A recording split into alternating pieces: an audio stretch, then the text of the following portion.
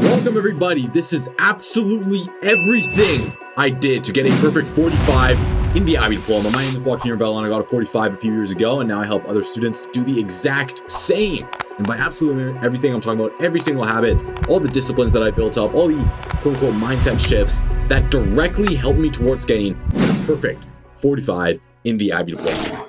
I'll start off by saying one of the biggest key takeaways that I've had, and really the biggest mindset shifts, is to understand that the IB is gameable. Right? The IB is a game. I see it as a game. I also see it in a similar light to that of an airplane. What exactly do I mean by that? Well, if you try to take off an airplane, it might look complicated to begin with all the different knobs, all the different buttons, all the different indices, metrics, etc. that you're going to know to take off. But once you start pressing a few knobs here and there, pressing a few buttons here, understanding which metrics are the most important, the plane takes off, and it's actually pretty easy. All right, so I'm going to show you exactly which knobs I press, which knobs you should press, how exactly to do it the most effectively, as well as a few other things. All right, so if you want to get that perfect 45 in the IB Diploma, I'm not talking about maybe a 44 or a 43 or 42. This is about how to get a perfect 45. Get all stacked 7s on every single one of your courses, plus TOK, plus your extended essay. This is exactly how you do it, all right? And as you can see here on my left-hand side, I have the presentation, and I'm going to be going through that, which is going to be a lot of fun, and I'm going to go through this very quickly, giving a lot of value. Ultimately, the mindset shift here is that the game is rigged, and you'll be playing by rules that do not exist. So this is exactly how to win that rigged game. And frankly, even though it is rigged, there are a lot of easy ways to do it. All right, I'm telling you right now that getting a 45 is easier than you think. It's also simpler than most people can think. The reason why it's hard is because you make it harder than it has to be. How exactly do we make it easy? How do we make it simple to win? With a few simple concepts that I'm going to be covering in this long video. Ultimately, this is how you can game and break the system, right? How to break IB Diploma, how to break the system. I say all the time that Math HL, I would argue, is one of the most breakable subjects, and I completely agree. You should, if you're taking Math HL, you should be easily getting a 7. Why? Because it is the most breakable subject I found. And I would argue that the IB, to a certain extent, is also rather breakable. Why? Because it's a standardized exam, all right? Everyone gets the exact same exam, depending on the time zone you're in, but the content's the same. And because of that, there's a select formula that you can apply to really break the exam, all right? And that's what I'm going to talk about, how to break the IB Diploma and how to get that level 7. So in this training, absolutely everything. So this includes all the secret IB cheat codes, the study habits / routines, the 45 balance with the Uni app, as well as how I manage that with my social life, university acceptance with the IB into an Ivy League school, fitness, productivity, diet, lessons and mistake I wish I knew at the beginning of this entire journey, and at some point, the gong show that ensued, all right? What I wish I would have done differently, how I could have avoided, especially at the beginning of grade 12, which was a pretty rough time for most students, and I got hit as well hard during that time, but there were a lot of things that I did that made it less difficult than others, as well as things that I wish I could have done at the beginning that definitely would have saved me a lot of pain, a lot of struggle, a lot of overall discomfort that I could have avoided. And study routine, when I did my IAs, what sequence I did my IAs, all the school resources I used, a masterclass in the IB Diploma to make sure they can get that perfect 45. All right, so if you haven't done so already, please get out your notebook, all right, and get ready to take an absolute insane amount of notes, because I can promise you that the content covered in this session and on this entire YouTube channel is unlike anything you've ever seen in any other YouTube video, all right? Any other YouTube videos. I haven't seen this content be taught anywhere else. You might be asking, all right, Joaquin, this is really interesting, but why do I care? Because this is how you're gonna get a 45. In fact, you'll be astronomically more likely to get a perfect 45 by implementing these strategies. So this is what you're gonna get when you watch all the way to the end of this video. Number one, I'm gonna do my best to over deliver. I like to do this with all my content, not only my videos, but also my training academy in the back end. But really with this video, I'm doing everything I possibly can to really over deliver, give as much value as possible.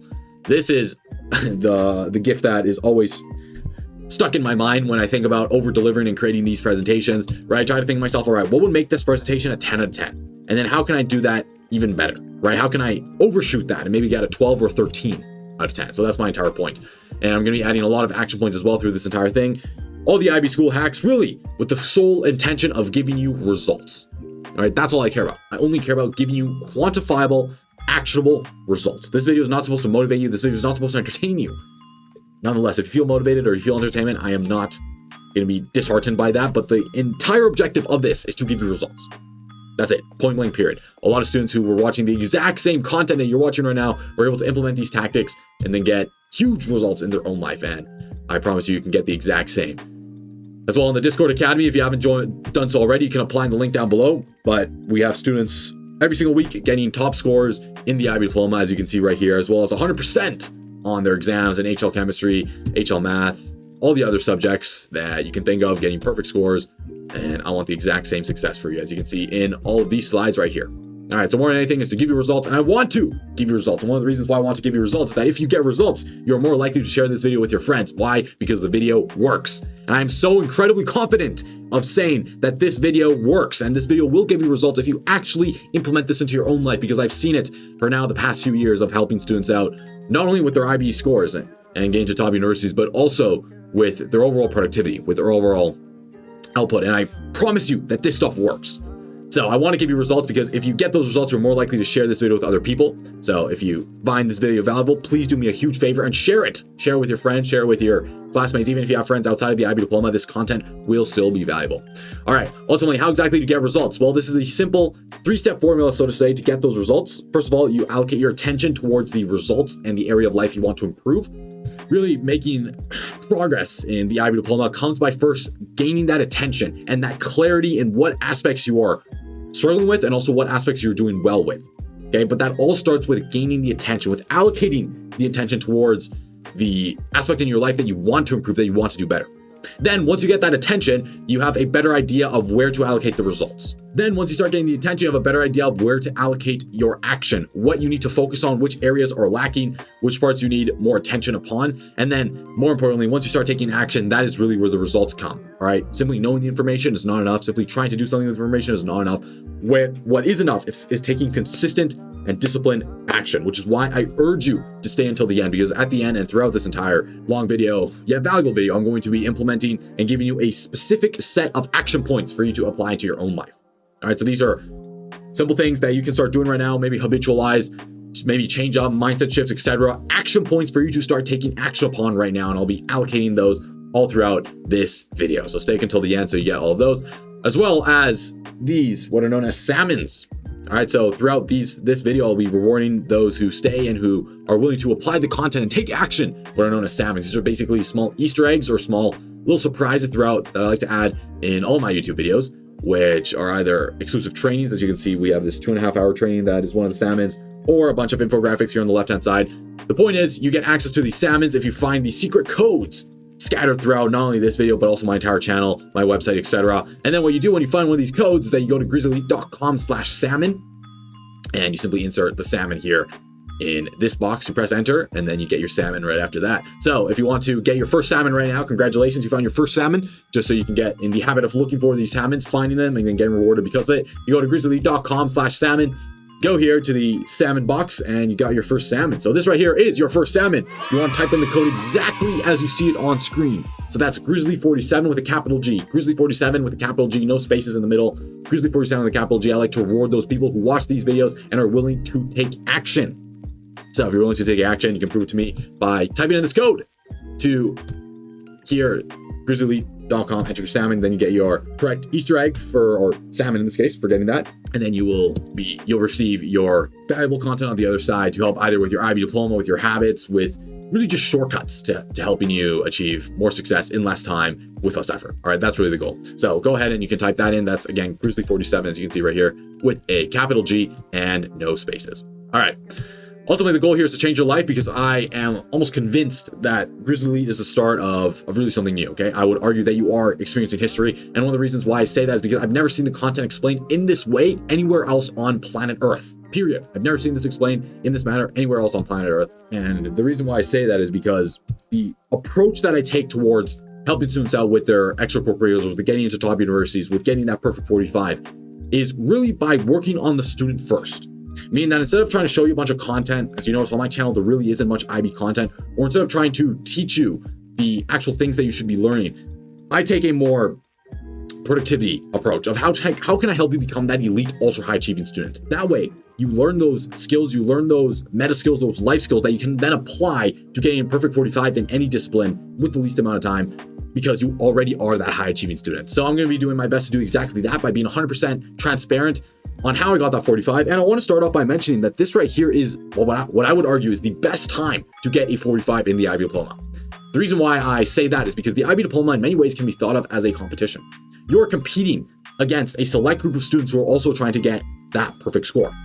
right? The score, the absolute score you get on your final exam is not indicative of the level grade you get at the end in your IB diploma. Meaning that if you got, let's say, a 90% on your English paper 1, that does not necessarily mean that you're going to get a level 7 at the end. All right. Again, 97 is a little bit high, but let's say you got like an absolute score of 80%. That does not necessarily mean that you're going to get a level 7 or a level 6 or maybe even a level 5.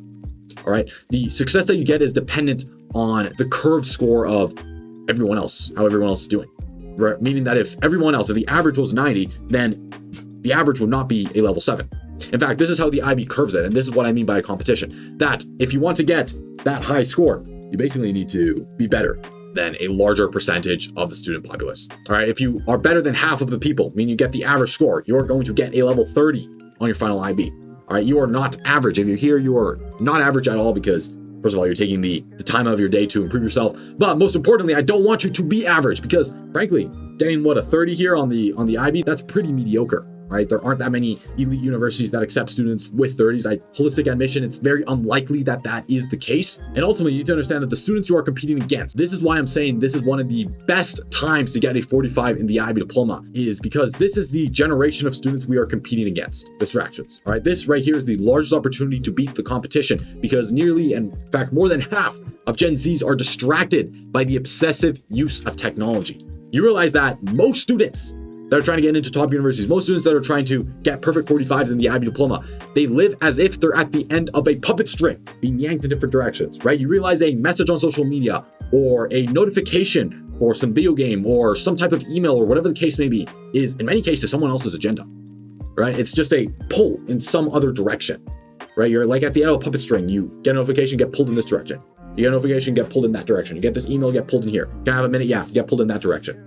So most students that I've worked with, whether they realize it or not, they live their life in this type of puppet string reality. So this right here, sure, it's bad. Sure, it is a problem that needs to be solved, which is why I created Here's the Lead in these videos to solve that problem. But for the select few who are able to identify that this is a problem and are able to solve it within themselves, have a huge advantage over everyone else. Huge advantage. So your competition is, in many cases, distracted. They're also burnt out. I very strongly dislike using this word burnt out because it's actually not a real word. It's just in my case, the way I look at it is just a made up conception of trying to be tired or trying to be lazy or trying to not want to do work, right? I've never been burnt out. I can't even remember the last time I was burnt out. But ultimately, your competition convinces themselves that there is a burnout limit. Your competition also procrastinates. And this right here is your biggest opportunity, meaning that if you are the one person who's able to not do this, burnt out, procrastinate, and be distracted, you have a huge advantage over everyone else. All right, so a few things about myself. Number one, I'm not born smart. In fact, I have a pretty normal, if not average IQ. How do I know that? Well, if you saw this video right here on my channel on getting 45 in the IB diploma, you know that when I first started the IB DP, so in my first year, my grade 11 year here in Canada, we took this benchmark IQ test that would predict, based on our statistical standing, it would predict what IB grade we would get. So I did the IQ test, and this is what I was predicted. I was predicted a 5.55, 6, 6, 6. All right. In fact, you can even see my courses here on the left-hand side. So if you wonder which courses I took in the IB diploma, these are the courses I took. I took SL Chemistry, HL Physics, HL Math, HL Economics, SL Spanish, and SL Lang and Lit. All right. But long story short, I was predicted not that high scores based on my IQ in the statistical test. And of course, as you probably can guess by now, I ended up overachieving that. But the mindset shift that I want to perform to you, and this right here changed my life, is that having an IQ can actually be an advantage. Having a normal IQ can be an advantage. In fact, I remember seeing this post in the IB Reddit a while back where, oh my God, I got a 45. It's first time taking the IQ test. Yeah, that's fine. You could probably have a pretty low IQ and still get a high score in the IB diploma. And the reason why I say that is because even though I did not have a good IQ test, I think that, or I did not have a high IQ score, I think that was an advantage. And the reason why it was an advantage is because I was forced to find simple ways to get good marks. Okay, I could not convince myself that I was smart because I saw my IQ test and I'm like, damn, I'm not built smart, which allowed me and gave me the permission to build disciplined yet simple routines that I can implement into my own life to practice consistently and then ultimately get that perfect 45. And as you can see right here, I ended up squashing this predicted and getting a perfect 45, as you can see here. And the thing that most people don't understand is I did not do this while spending all my time studying. In fact, if you were to ask all of my friends, it did not look as if I was spending a lot of time studying. So I did all this while getting into my top university, as you can see right here, the M&T program, which is a like 50-person small program in the University of Pennsylvania of Wharton, between the Wharton School of Business and the Engineering School. And I also started a few companies, including this one, which got featured here, and then this other one, and then this third one right here. I also built a community of world scholars. So if you go to my channel, you go to playlists and you go to archive videos, you can actually see a lot of my old videos when I was in high school. So those are still made unlisted in the playlist on my YouTube channel. I also did this while building a muscle and getting fit in the process. Yeah, so you can see my physique update right here, which I'm sitting at like 160 pounds with like 11% body fat, something like that. And then every single weekend with my family, I went skiing on Sundays. All right, so I spent an entire Sunday day, like the entire day off Sunday, skiing with my friends and family, as you can see in this picture right here. And this picture was taken during one of the most difficult periods of the IB Diploma. I think this was right before I took my mocks, or if it wasn't that, it was like during my application season in November. Anyways, difficult time. I think I had like an IA due literally the week right after this. So I still had time to go skiing with my friends and family. And I also had time to play Clash Royale. As a lot of people know, I used to play this game all the time. So, and by the way, I kind of dislike it how they changed the level, because I used to be like level 13, now it's like level 14 or something. So I haven't played this in a while, but long story short, I was able to also have time to have fun, not only with Clash Royale, but also with my social life. I had a girlfriend during the IB exams, and I was hanging out with my friends. I played a lot of sports. I do a lot of martial arts, a lot of outside stuff. So I have time for the social life. I have time for friends. I also have time for this game and skiing and doing a lot of other fun stuff. All right. So what I'm trying to break is this conception, which a lot of students seem to fall towards, that you need to spend a lot of time studying to get a perfect 45. That is actually not true. That is not true. That's not true. I'm evidence of it.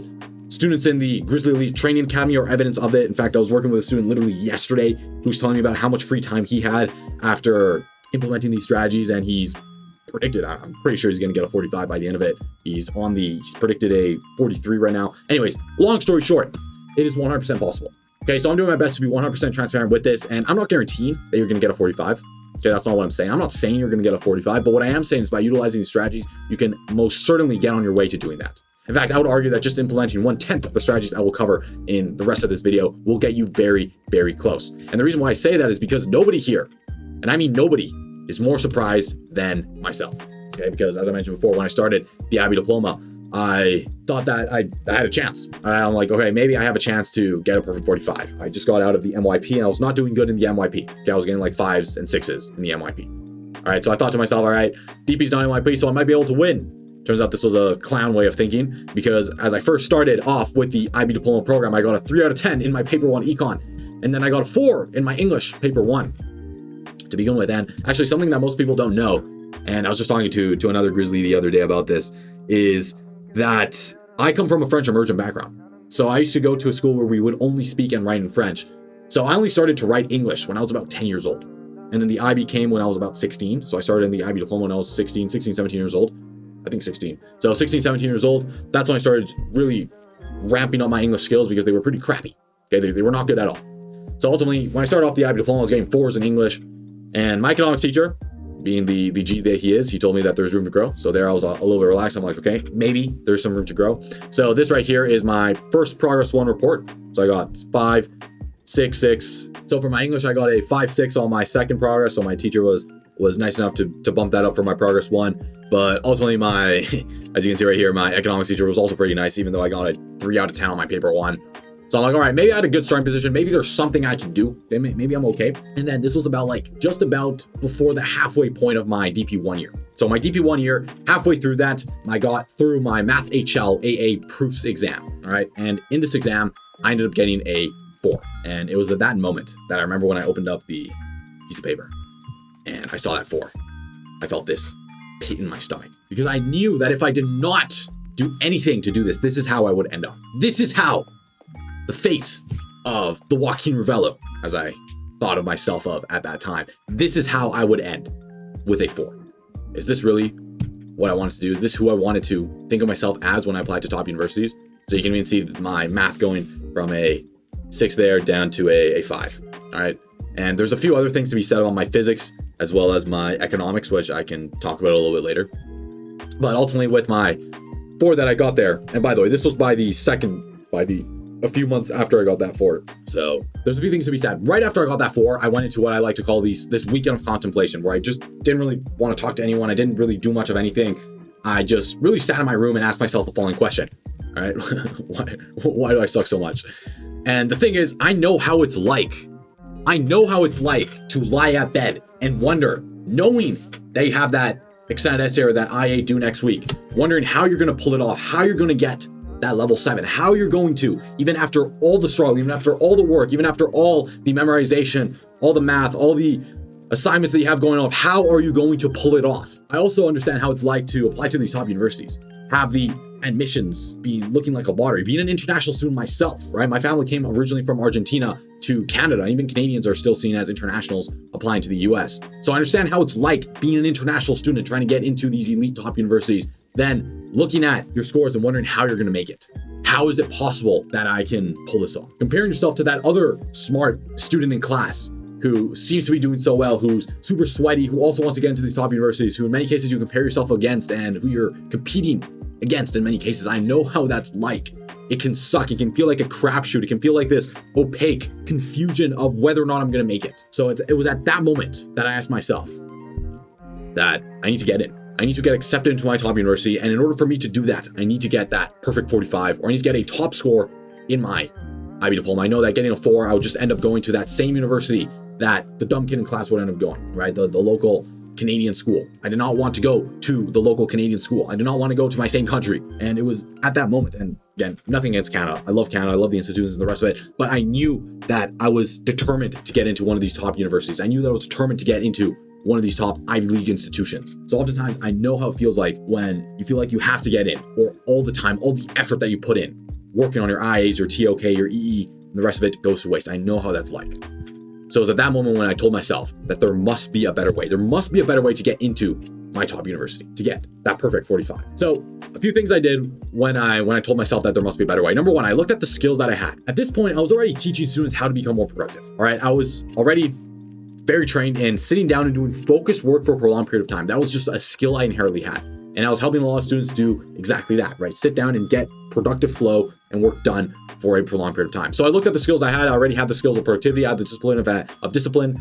I had the skill of discipline, and I had the skill of ambition, right? I already felt disciplined. I already felt ambitious. And when I looked at those skills, I realized that it was not necessarily the skills that I already had that prevented me from getting that level 7, but it was the things that were missing that prevented me from really mastering and getting that perfect 45. And what you need to understand is that even if you already have a set amount of skills, to get that perfect 45 might only be 1 or 2 skills away, or might only be 1 or 2 touchdowns away from really getting that 45, to use an American analogy of American football, right? The same way that if you were to boil water, right, from the degrees of 90 to 100 degrees, right? So if I have water that's at 90 degrees Celsius, and in order for me to boil it, it needs to reach 100 degrees.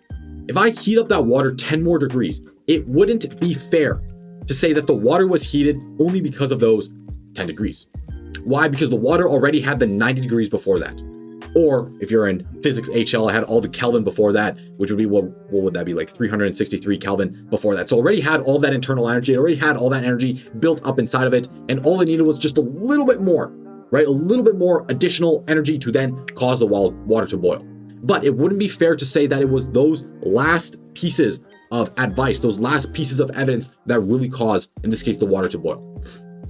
And this is what I see with a lot of ambitious students, and maybe you're one of them, where if you're not getting that perfect 45, you might only be 1 or 2 skills away from really doing it, right? With a lot of the ambitious students that I worked with, as you can see in this picture right here, they had maybe 17 of the required 27 skills for success. At least that's what I had in my own life, right? I already had the ability to stay focused. I already had the ability to stay disciplined. I already had the ambition, etc.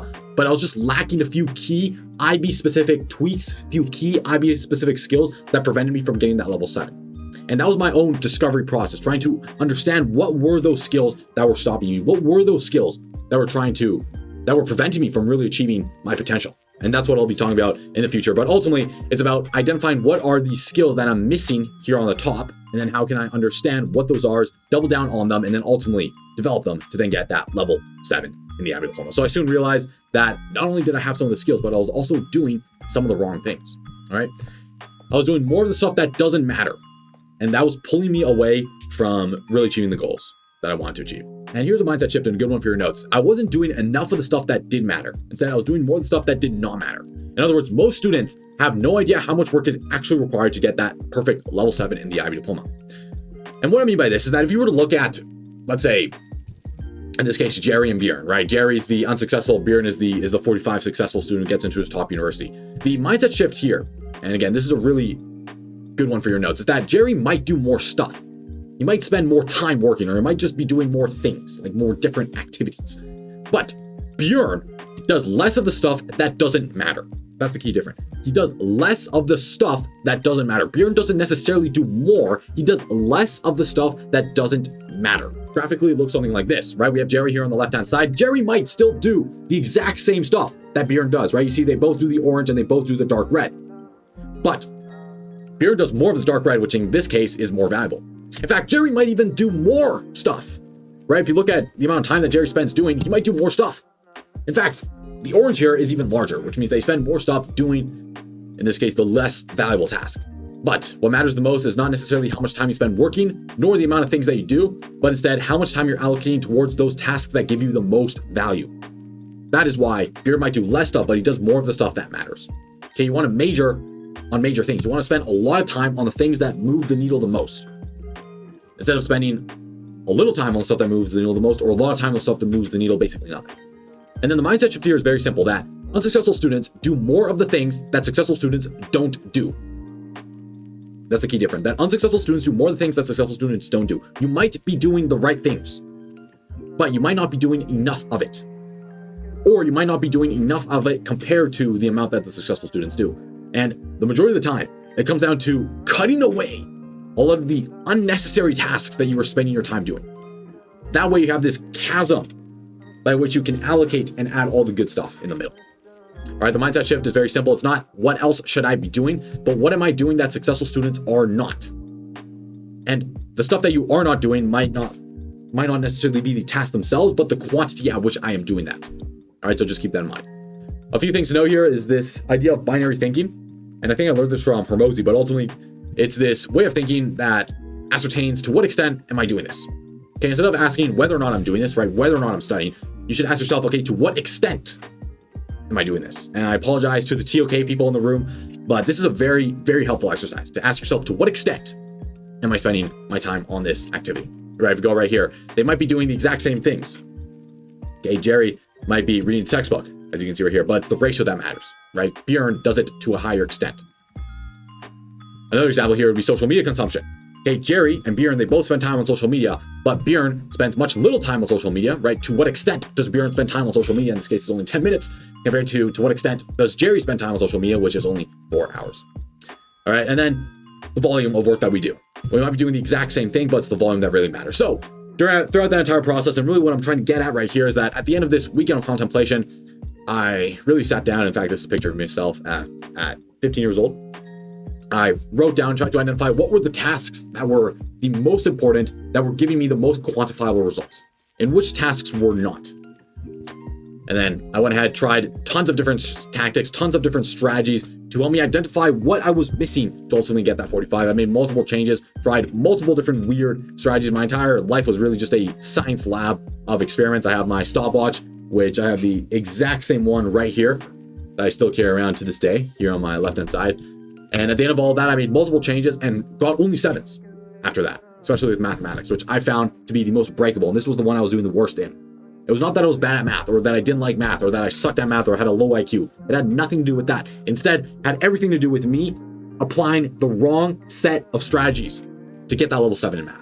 I was just doing the wrong things. And that just allowed me to get 7s. Right, in my trigonometry exam after that, I got a 7. In the exam right after that, so trigonometry, the vector exam, I got almost a perfect score. I think I was like 1 or 2 points away from a perfect score, so I got a 7 on that. On my mocks, I got a 7.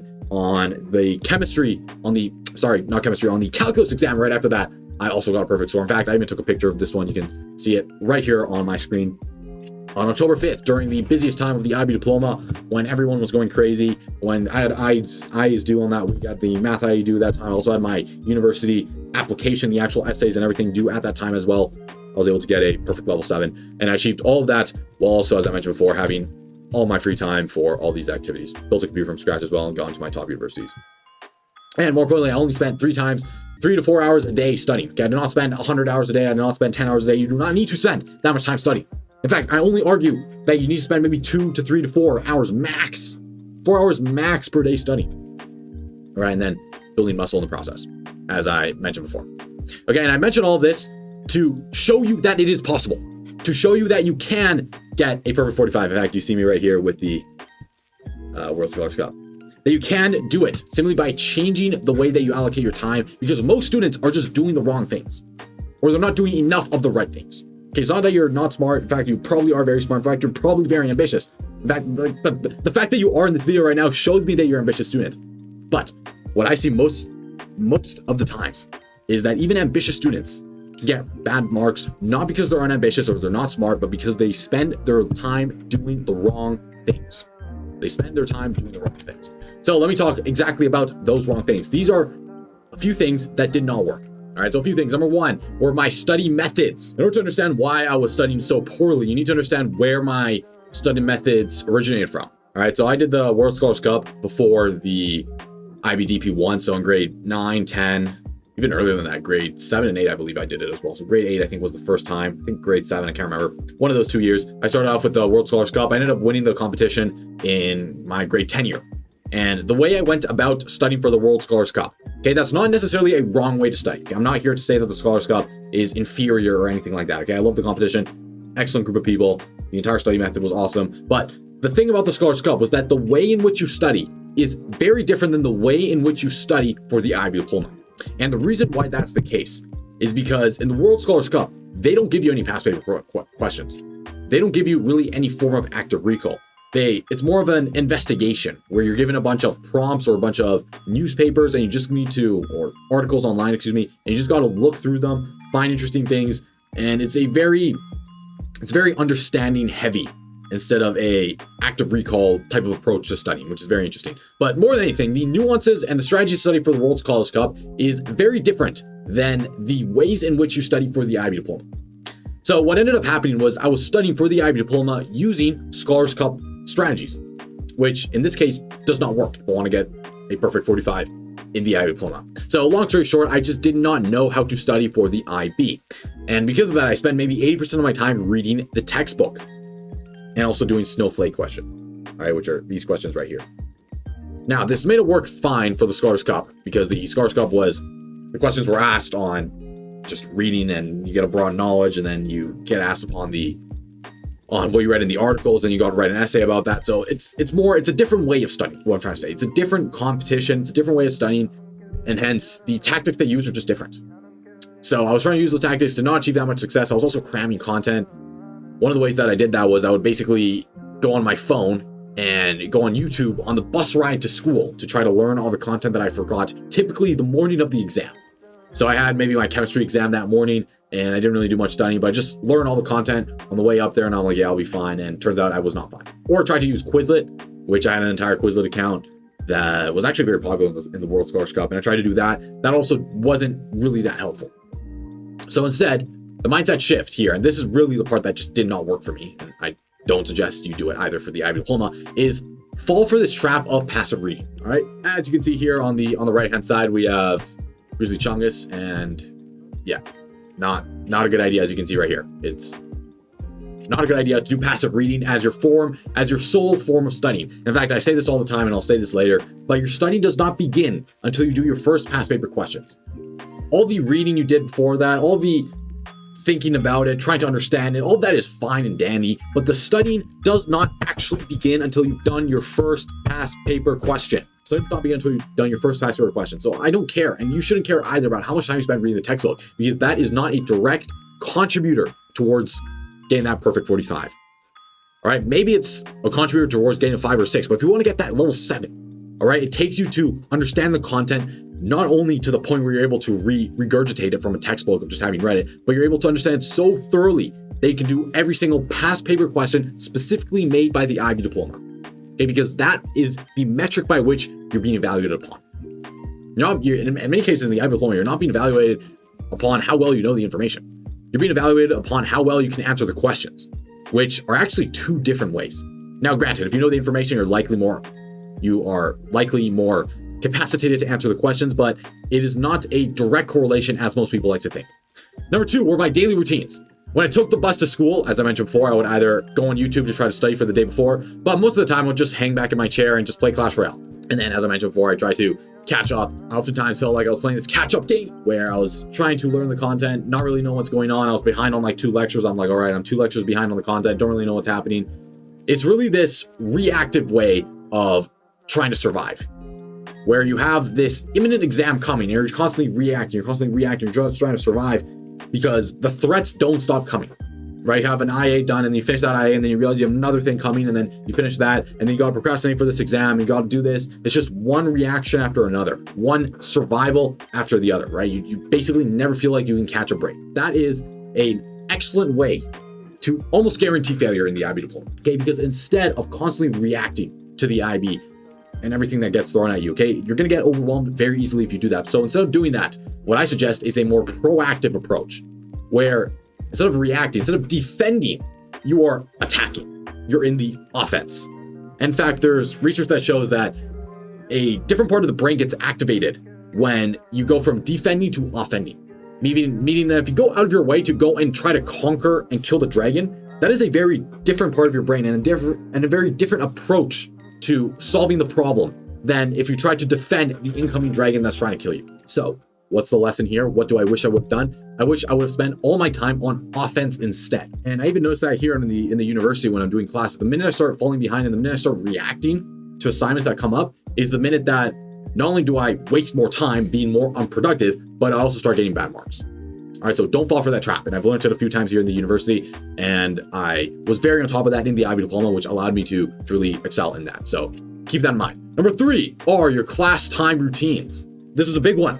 This is a big one because I'm going to show you how to get a lot of time back. All right, if you're watching this video, you're probably very busy. You probably have a lot of things going on. And by the way, I very strongly dislike using that word busy. You will almost never hear me use that word busy, and I'll explain why a little bit later. But long story short, you probably have a lot of things going on. You probably don't have that much time. All right, time is one of those things that you may lack in some situations. You just don't have the time to keep up with all the assignments, all the tests, all the commitments that you have with your time, which makes sense, right? You're trying to get to a top university, you have a bunch of ECs, you have a bunch of exams, tests, and the rest of it coming up. And in many cases, the entire university acceptance environment, right? The competition to get into top universities has never been more fierce and hence more demanding. So this is how you get a lot of the time back, all right? And it's through your class time. When I was in class, this is me. Okay, I was in class trying to pretend I was focusing, but in reality, I was doing some other homework, or I was on my computer, or I was dazing off or looking at the wall. The biggest issue with this runs into this problem right here, known as multitasking. Okay, I urge you to forget this word altogether because you cannot multitask. Now, the mindset shift behind multitasking is very simple, that you don't multitask because you want to become more productive. This is a myth. Okay, you don't multitask to become more productive. You multitask because you're easily distracted. You multitask because you cannot focus in on one thing.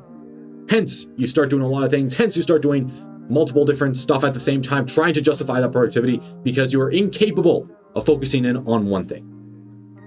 In fact, research here shows that it's people who are easily distracted who multitask, right? People multitask not out of the desire to boost productivity, but because they're easily distracted and cannot focus on one activity. That's from the University of Utah. Now, let's say you try to multitask. So theoretically, you try to multitask. You're like, yeah, I can multitask. What you're really doing when you quote unquote multitask is you're actually switch tasking. Okay, you're switching very quickly between different tasks. And I can actually prove this to you with a very simple experiment. Okay, you can try this at home. What you're gonna do is you're gonna count from 1 to 10 as fast as possible. All right, so you're gonna get out your handy stopwatch. And in fact, I'm just gonna do this right now, but you're gonna count from 1 to 10 as fast as possible. All right, ready? So get out your stopwatches and count. 3, 2, 1, 1, 2, 3, 4, 5, 6, 7, 8, 9, 10. All right, so that took me about a second and a bit. Now, I'm not gonna refresh my stopwatch. I'm gonna now count from A to J as fast as I can. So A, B, C, D, all the way until J. Ready? 3, 2, 1, A, B, C, D, E, F, G, H, I, J. All right, so I'm at 3 seconds and 28 right here. Now, I urge you to try to multitask. So try to count both at the same time, meaning try to do 1A, 2B, 3C, 4D, 5E, all the way until 10J. All right, ready? I'm gonna refresh my stopwatch. So I got 3 minutes and 20 seconds. 3, 2, 1, Go. 1A, 2B, 3C, 4D, 5E, 6. You see, I don't even know. I couldn't even make it halfway through that. I'm already at 7 seconds, which is very interesting because getting halfway through that took me twice as long as if I was to do both of them at different times, which the research actually shows that if you multitask, it typically takes you 4 times as long to do that same task if you were to just do it one at a time. All right, so try this experiment out for yourself if you haven't done so already, and you could prove to yourself most certainly with 100% certainty that multitasking is not real, and do not try to do it. All right, in fact, there's even more research here that shows that multitasking is worse than marijuana for your IQ. Right, than smoking weed. Marijuana decreases your IQ by 10 points, while weed does so by 5. All right, and as you can see right here with Elon Musk not being so smart. Okay, why don't we just launch Earth into space? Not a great plan, man. Love you, Elon, but not a great plan. So the point here is very simple. Make a commitment. So get out your grizzly claws. Make a commitment to avoid multitasking and to never multitask from now on.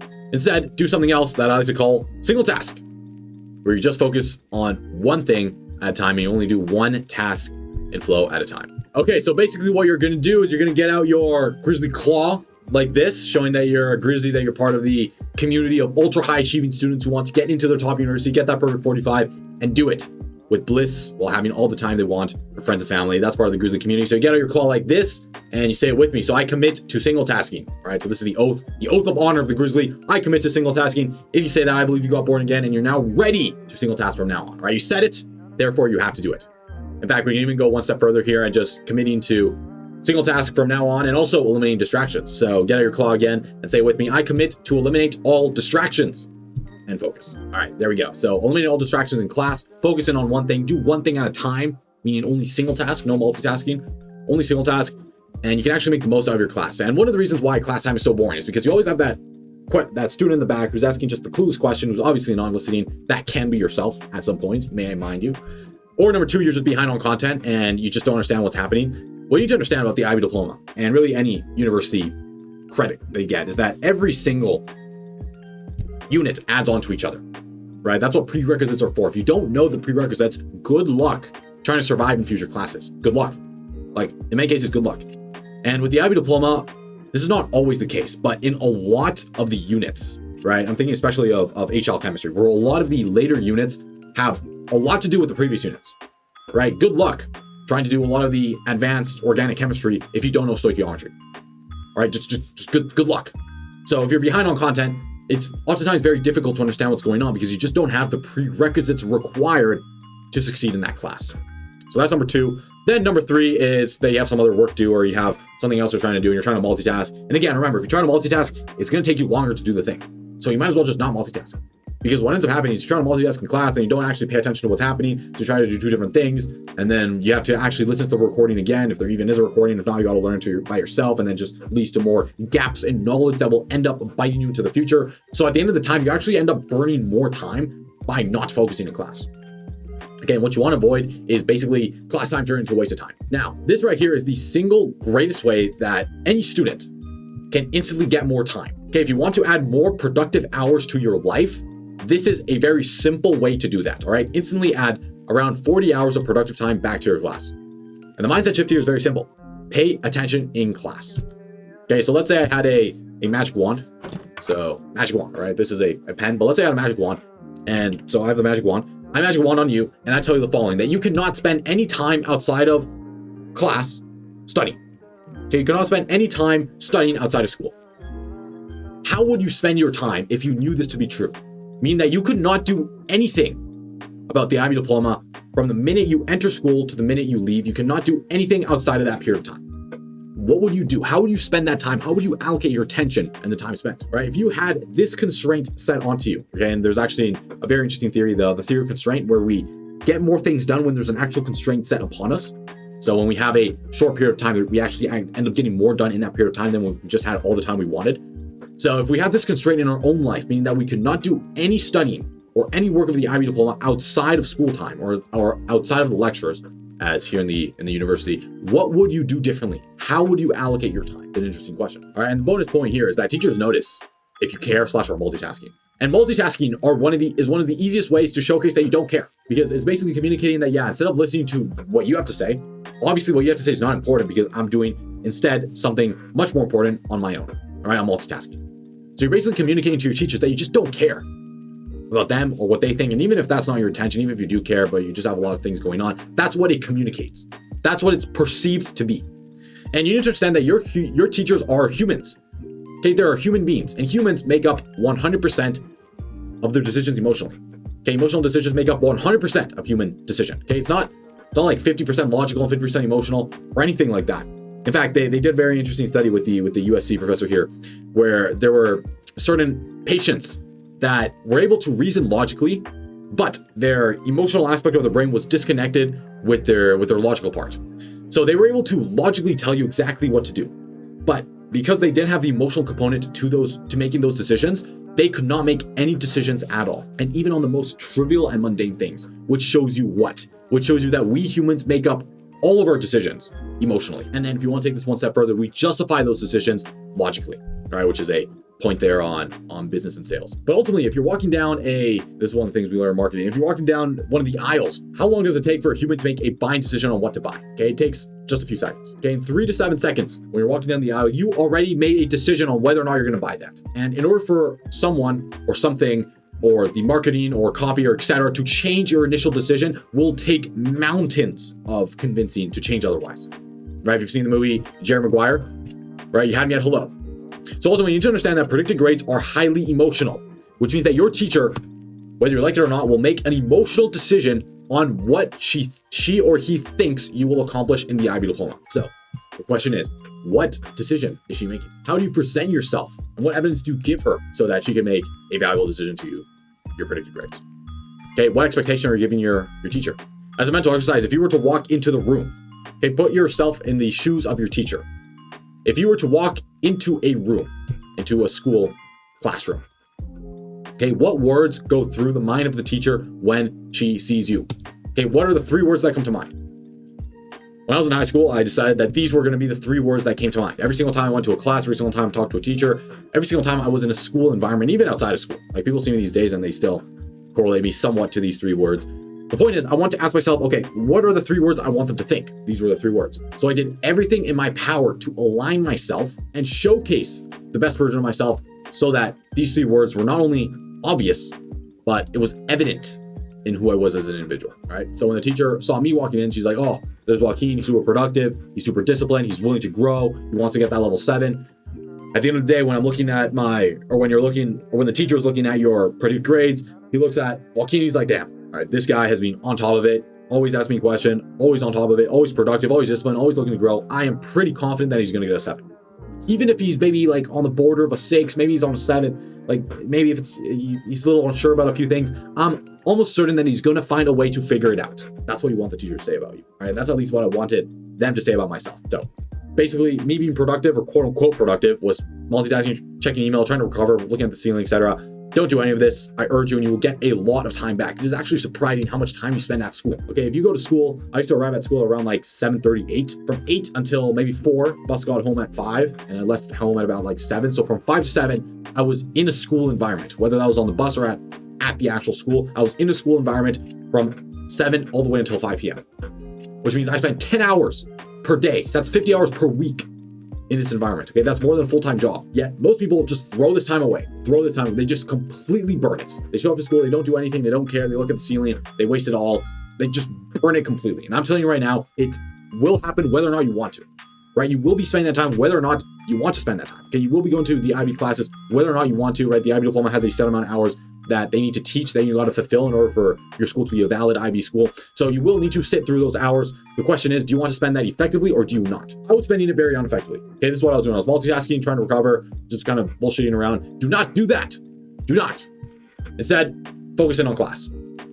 Okay, live as if you couldn't spend any time studying outside of school. In fact, you can even do a bet with one of your friends. I'm going to spend 1 to 2 hours of homework per week outside of school. Now, okay, that adds a constraint, that adds actual necessity, urgency, which we'll talk about a little bit later. But what matters the most is making the most out of that period of time, because that gives you a huge ROI back. So congratulations, you just caught yourself another salmon that you found in this video. Congratulations. Okay, this is a salmon right here called JqR&x with a capital L, capital O, capital R, capital H, no space. JqR&x. So letter recommendation hacks or LOR hacks, you can go to grizzly.com/salmon. Then you go to this box, put it in here and type that code in, and then you get your goodies on the other side. All right, this is a good one. You don't want to miss this one. So number 4 thing that I screwed up on were my energy levels. I was choosing to have bad energy levels. I was not getting enough sleep. I was not taking care of myself physically and mentally. And it was pulling me into this type of brain fog where I just did not feel like I had the capacity to achieve success, even if I wanted to. I was always overwhelmed, always trying to do things, and just burnt out, quote unquote, burnt out. At least I convinced myself that I was. All right, recently, by the way, for the past few years, I can't even remember the last time I was burnt out. But at the beginning of the IB Diploma, there were times where I felt that I was burnt out. The reason why is because you do not want to mistake rushing with productivity. You do not want to mistake movement with results. You don't want to mistake being busy with actually achieving things. Okay, this is a myth. The busy myth is what I like to call it. Okay, instead of being busy, do productive work. High energy essentially means that you have this insane sharp focus. So clarity plus laser focus equals that ability to get things done. And when you have the energy behind that, it gives you the fuel and it removes you from this brain fog type of mentality, which is choking your progress and hitting you back. So these were a few habits that I had before I started really taking my energy seriously. I would still play football. I love, or soccer as the Americans call it here. I used to love playing football twice a week, as you can see right here. And I had a lot of processed carbs plus dairy, which just tanked my energy. And I was always working. Surprisingly, I was always spending a lot of time working. And then once I started making a more deliberate effort to improve my working out, having fun with friends, it actually gave me a lot of the mental clarity I needed to succeed in the IB Diploma. And you need to understand that working out is actually not costing you any time. In fact, there's studies that show that makes you about, I think the number is like 10 to 15% more productive. So Arnon went through the JqR&x, what used to be known as the Grizzly Training Academy, a while back, and he noted this as one of his biggest epiphanies in doing well in the competition. He ended up saying that he went to the grouse grind 3 times a week, started taking it seriously, going to the gym, Mulgrave gym consistently, became very strong, became very fit in the process, and ultimately had more energy because of it. So those are the things that I was doing that did not work. Now, let's start talking about the things that I did end up doing, as well as my 3-step formula to getting that perfect 45 in the IB Diploma. So this is everything that did work to get that perfect 45 and what you can do by a simple yet profound 3-step formula. All right, these are the 3 steps you got to take to get that 45. And I'll be talking exactly about everything I did. Absolutely everything I did to get that 45. All right, so let's get into this. This is where the juicy content begins.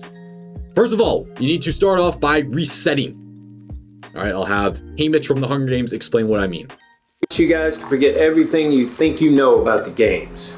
Last year was child's play. This year, you're dealing with all experienced killers. All right? In other words, you need to forget everything you think you know about 45 IB success. That's the first mindset shift. Erase all your preconceived notions, erase everything you think you know that you believe to be true to getting that 45. Because the biggest mindset shift here is that if you do what everyone else does, you're going to get the mass majority of results. Okay, which is basically 0. Most people don't end up achieving anything extraordinary in life. Most people don't get accepted into a top university. Most people don't get that perfect 45. In fact, most people can't get that perfect 45. And a lot of students that come and work with me in the training academy and with Grizzly and the rest of it, they're held back by a lot of limiting beliefs of things that they thought they knew, or things that maybe someone or a senior or someone else told them about the IB Diploma that they just so firmly believe that actually holds them back and prevents them from truly excelling in the IB Diploma. What you need to understand is that the average advice, so the mainstream advice, the normal advice is average. Okay, and in the IB Diploma, if you want to get the average score, which is a 30, as you can see right here, I consider it to be that pretty mediocre. Okay, I consider 30 to be a pretty mediocre score. And mind you, half of the people get less than 30. All right, half of people who take the IB Diploma end up getting less than a 30 on their IB score. Okay, so forget what you know. Instead, embrace a new paradigm shift on how to approach the IB Diploma. And the most important paradigm shift towards that is this concept of gamification. When I first started getting good marks in the IB Diploma, the biggest shift came from gamifying the entire experience. Because I'll be the first to admit that I don't want to. Half the time I did not want to study for the exam. I did not want to go to the lab. I did not want to do my IAs. I did not want to write another essay or another sentence in my TOK essay. I did not want to do that. Yet I did it anyways. And the reason why I did it anyways is because I was not doing it to write the essay or to get that perfect, or even to get a good score or do the or because I like chemistry or not. That was not the reason why I was willing to spend so much time studying. But the reason why I was able to do that was because I was able to find a fun way to gamify the entire IB Diploma. And the focus was then put away from me liking the stuff that I was doing, which I did not really like going to the chemistry lab and the rest of it, but putting that focus away and instead liking the game, that simply a component of the game was doing the activities. But it was the game itself that I liked. I just liked playing the game and I liked winning. Okay, it was that winning mentality, the fact that I could win a game and now it was like competitive. It's like, oh, I gotta win this game. That's what made it fun. So you can still be doing the same not fun things, but if you do it from the frame of mind or the perspective that you're trying to gamify it, it makes it actually much easier. Which leads me on to the mindset shift right here. And hopefully you've already realized it by now that the IB Diploma is a game. This is a game. It's a game for better marks. In fact, I would argue that school in many cases is a game. It is a game, all right? If you're trying to get into the top percentage of students who get a perfect 45 in the IB Diploma or a 45 or 40 plus, understand that it is not an absolute score, meaning that if you get a 45, it is not an absolute score as in I got an X amount of points, hence I get my 45. That's not how it works. Instead, it's a relative standing on how everyone else is doing. That's what allows you to get that perfect score in the IB Diploma.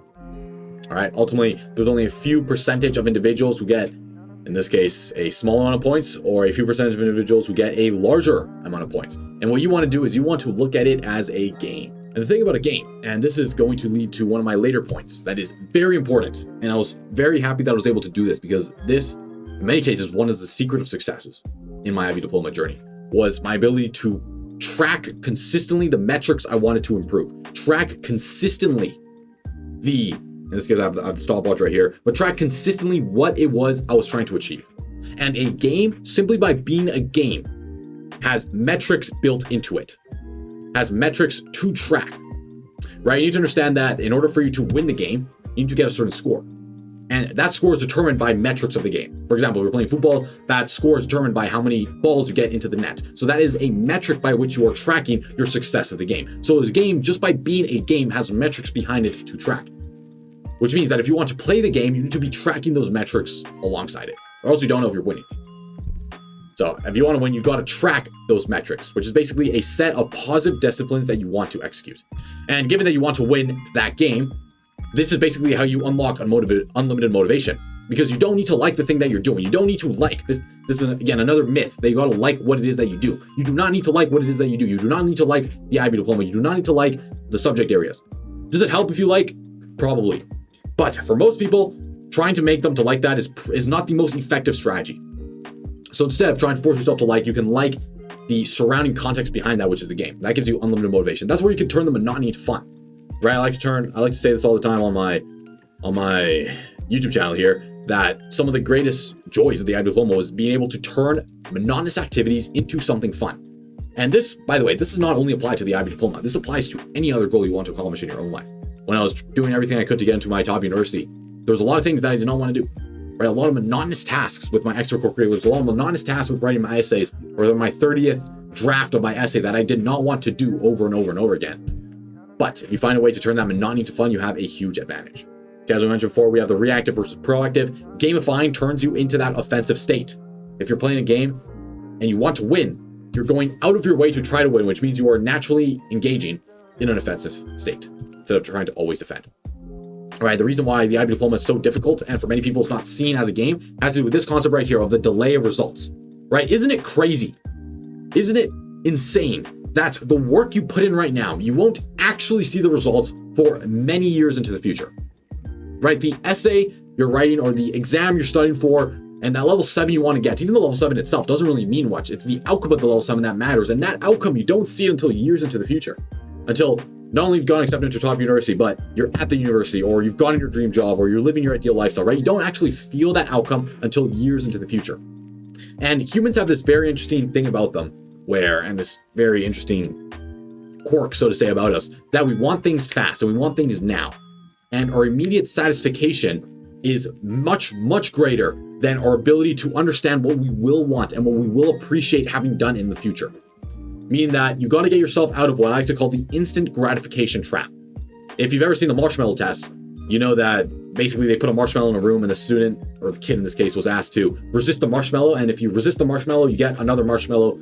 So you get 2 marshmallows in like 15 minutes, 20 minutes, something like that.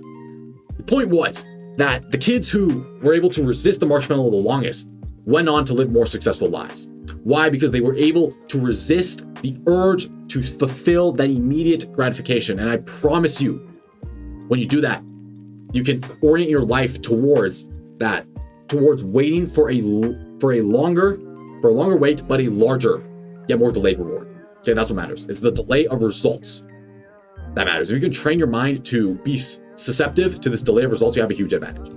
So isn't it crazy that you study for the test today, then you get the reward of the test maybe later by getting level 7, but that level 7 doesn't mean much because you can't really use a 7 for anything. Like, what really does a 7 mean? Like, I can't use that to go to the market and buy myself a house or anything like that, right? So the 7 ends up turning into the report card, which then maybe I can use the report card to get into my top university, which then maybe I can do that, or most certainly if you get into a good university, to get a good high-paying career and the rest of it. So you don't really start to see the outcome of the work that you put in until years into the future.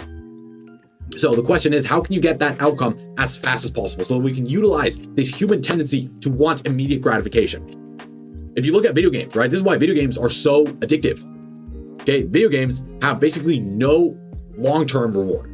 Okay, if you were to play a video game now, and in 2 years, you were to ask yourself, okay, what reward did that video game play that one time I played it 2 years ago? You could probably say that nothing happened. Okay, you didn't really get much of anything. But in the moment, the instant gratification you felt is insane, right? The IB is the complete opposite. In fact, most great things in life that I found in my own life that I want to accomplish is typically the opposite. Meaning that I need to wait a long period of time until I actually start to see my results.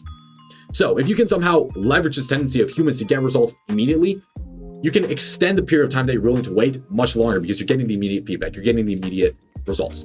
That's why I love gamifying. Okay, so how exactly do you gamify? Well, it's very simple. Let's say you had again, magic wand here. Let's say I had a magic wand and you had to create a game where one of the objectives of the game was doing an IB exam or practicing question bank questions or doing a good habit or writing your essay or whatever the case may be. What if you had to make a game that included one of those attributes?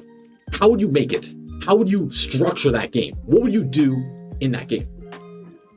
Right? Funny story, I was playing chess with my accountability partner, Andy, great fan of mine. Basically what we did was we set up a online game on chess.com. And every single time we did one of our habits, we got to move a piece on chess.com. Great. That is an excellent game. Even though that is not the IB itself, like it's not a IB game, you're utilizing IB habits as fuel for you to play that game. Meaning that if I did not do my study habits or my content habits or public speaking habits or whatever habits I had at the time, if I did not do those habits, I could not move a piece on the chessboard.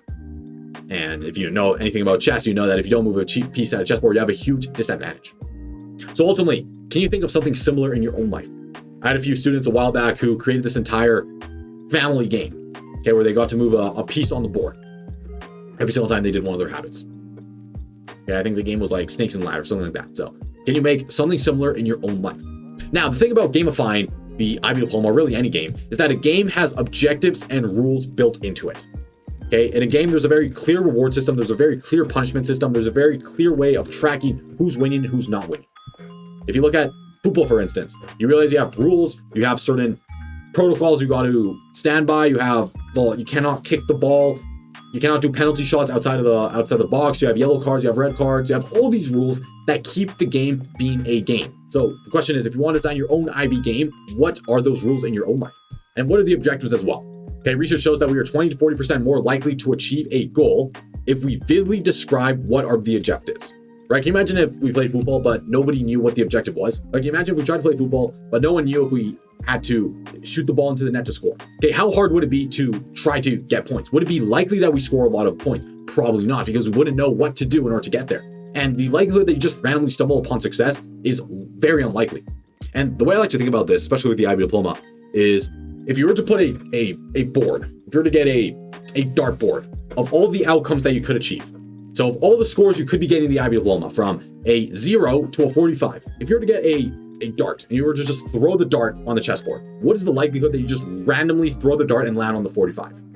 Okay, it's very unlikely. In fact, it's 0.4% likely. So the likelihood they just randomly stumble upon success, especially in the IB Diploma, is very, very, very unlikely. All right, 0.4% unlikely. Okay, there's probably some interesting stat. Very unlikely. Okay, so that's why it's important not only to have those habits, but also to have the clarity in your own life, as Brandon Bouchard here shows from HBX Habits. Excellent book from 2018. And he did a research study behind that as well. Ultimately, a plan is also a plan, but just a very bad one. Okay, having a plan or having no plan is a plan. Let's not be mistaken about that. Okay, the game in many cases is won and lost in the plan and also in the execution of that plan. As Bear Bryant said, I'll beat you with my team in the first half, then we'll switch teams and I'll beat you with your team in the second half. So ultimately, a lot of students may struggle here or may not be able to create a game for the IB Diploma because they don't have a clear objective. Okay, this right here is not a clear objective. Getting good grades is not a clear objective. This right here is a more clear objective. Getting a predicted 45 in subjects by September. This is a pretty clear objective.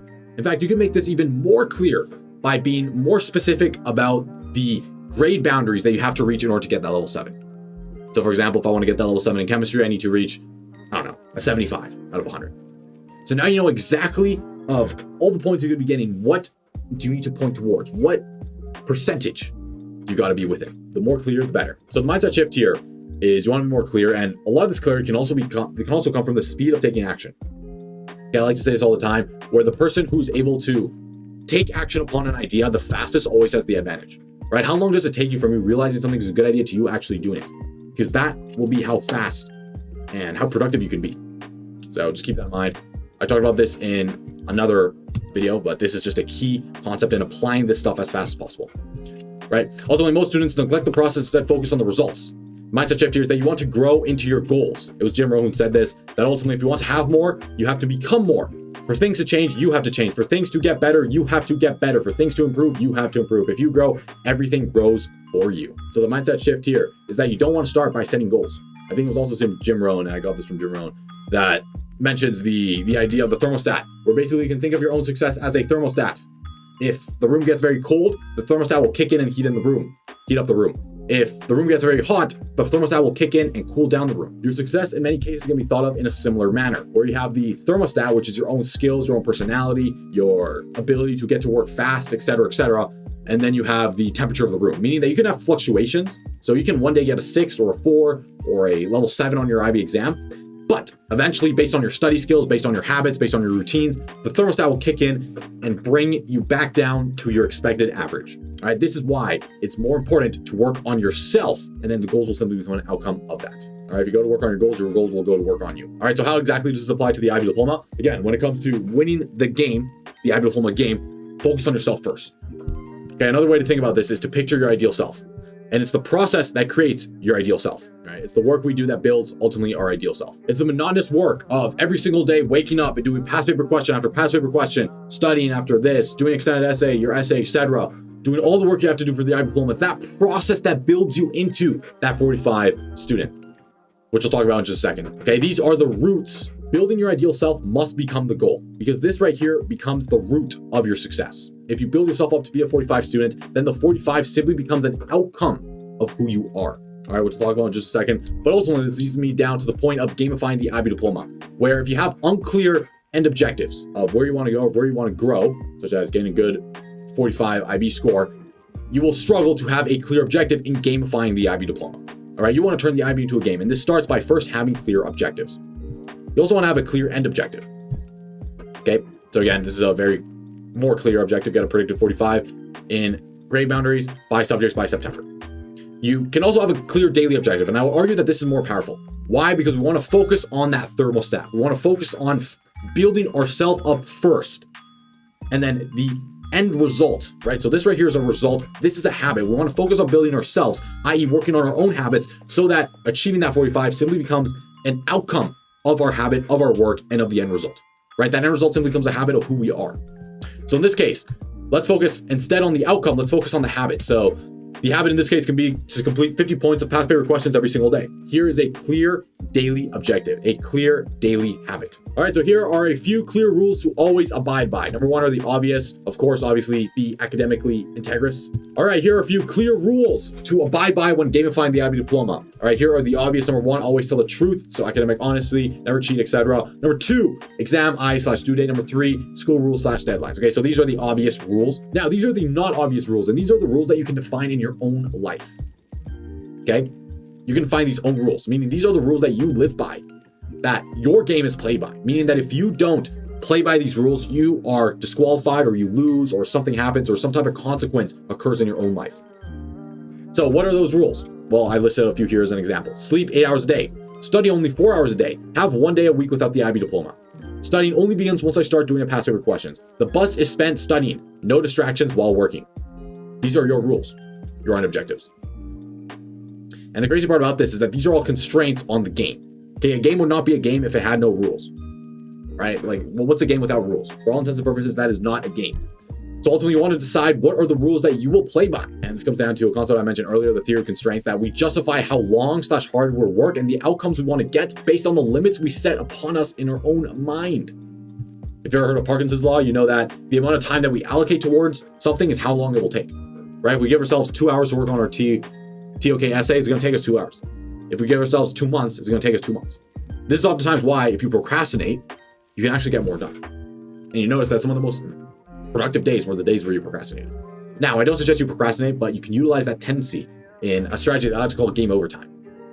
Meaning that by 8 p.m. or 6 p.m. or 7, doesn't really matter, but you can pick a time. 8 p.m., 7 p.m., at that time, you can no longer do any more work. Meaning that the game is over. The game is over. Right? If we're watching a football match and the stoppage time ends. So 90 minutes plus stoppage time ends. The game is over.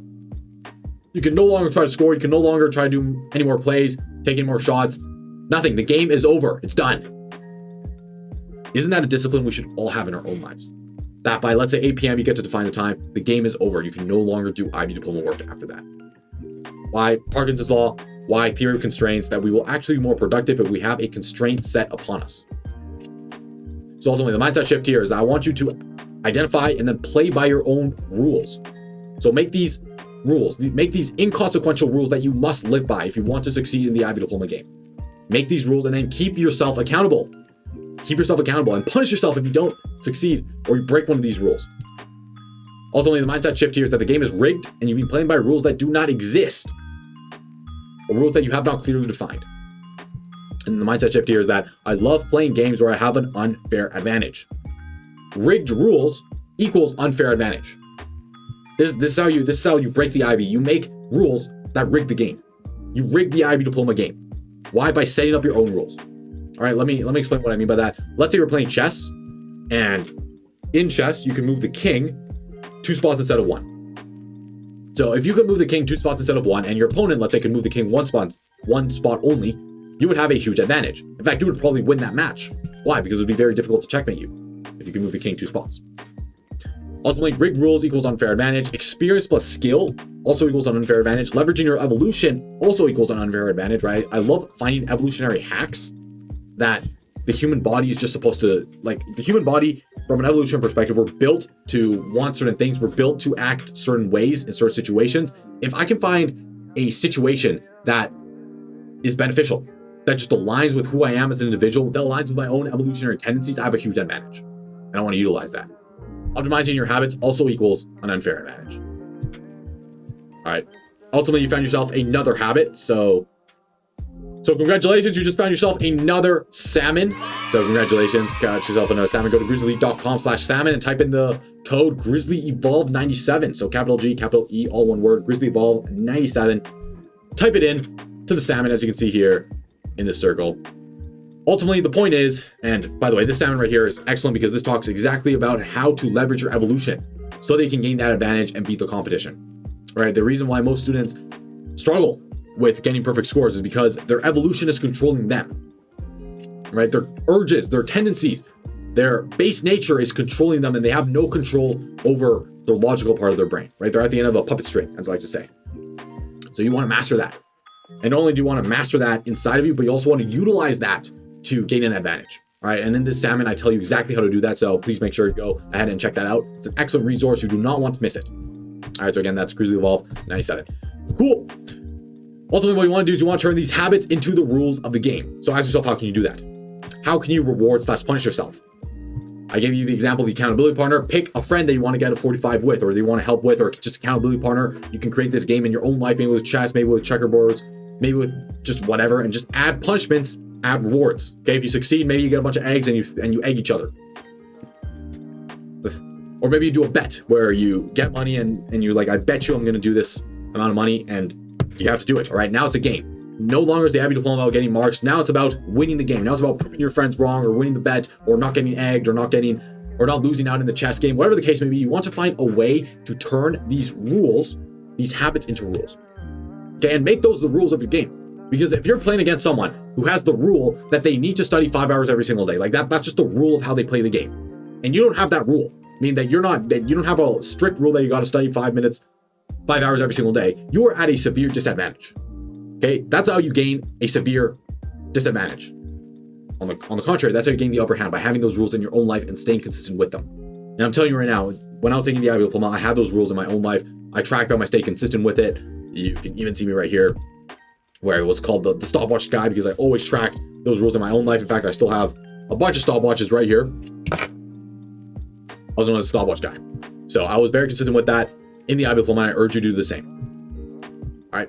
And then this is also how, by the way, if you've ever heard the story of I'll explain this a little bit later, I think, on my own startup, ACLE Labs, in grade 10, I was able to reach $12,000 here in this campaign. And the reason why I was able to do that was because I had the incentive from other people in my grade. Right? Everyone told me I couldn't do it in my school. Everyone was trying to tear me down, yet I persevered and I was able to do it. Why? Because I looked at it as a game. So ask yourself the following question: how can you punish/reward yourself? And tracking is arguably the most important aspect of this entire thing. Tracking means that you have clarity in your daily actions. You know exactly what you're doing, and you're keeping yourself accountable. That's why every single game has a trackable point system. You know exactly who's winning, by how much, who's in the lead, etc. Right? I mention this all the time, where a game, simply by being a game, has metrics to track.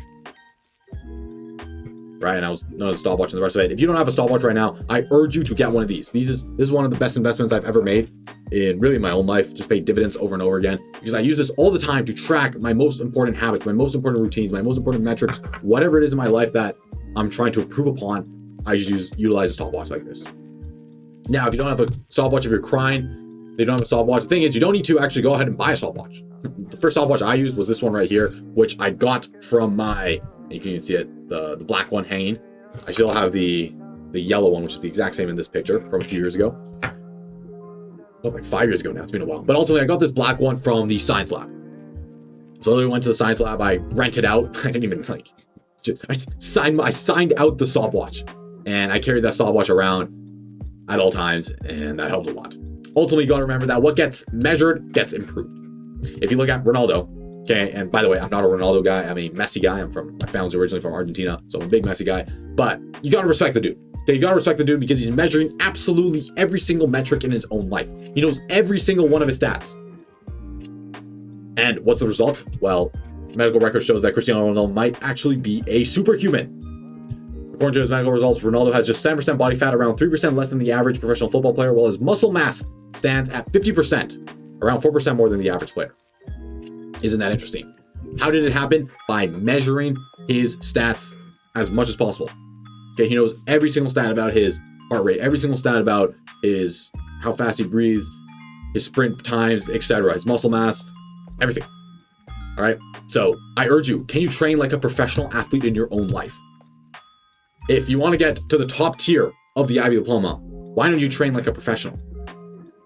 Train like a professional if you want to reach that top tier.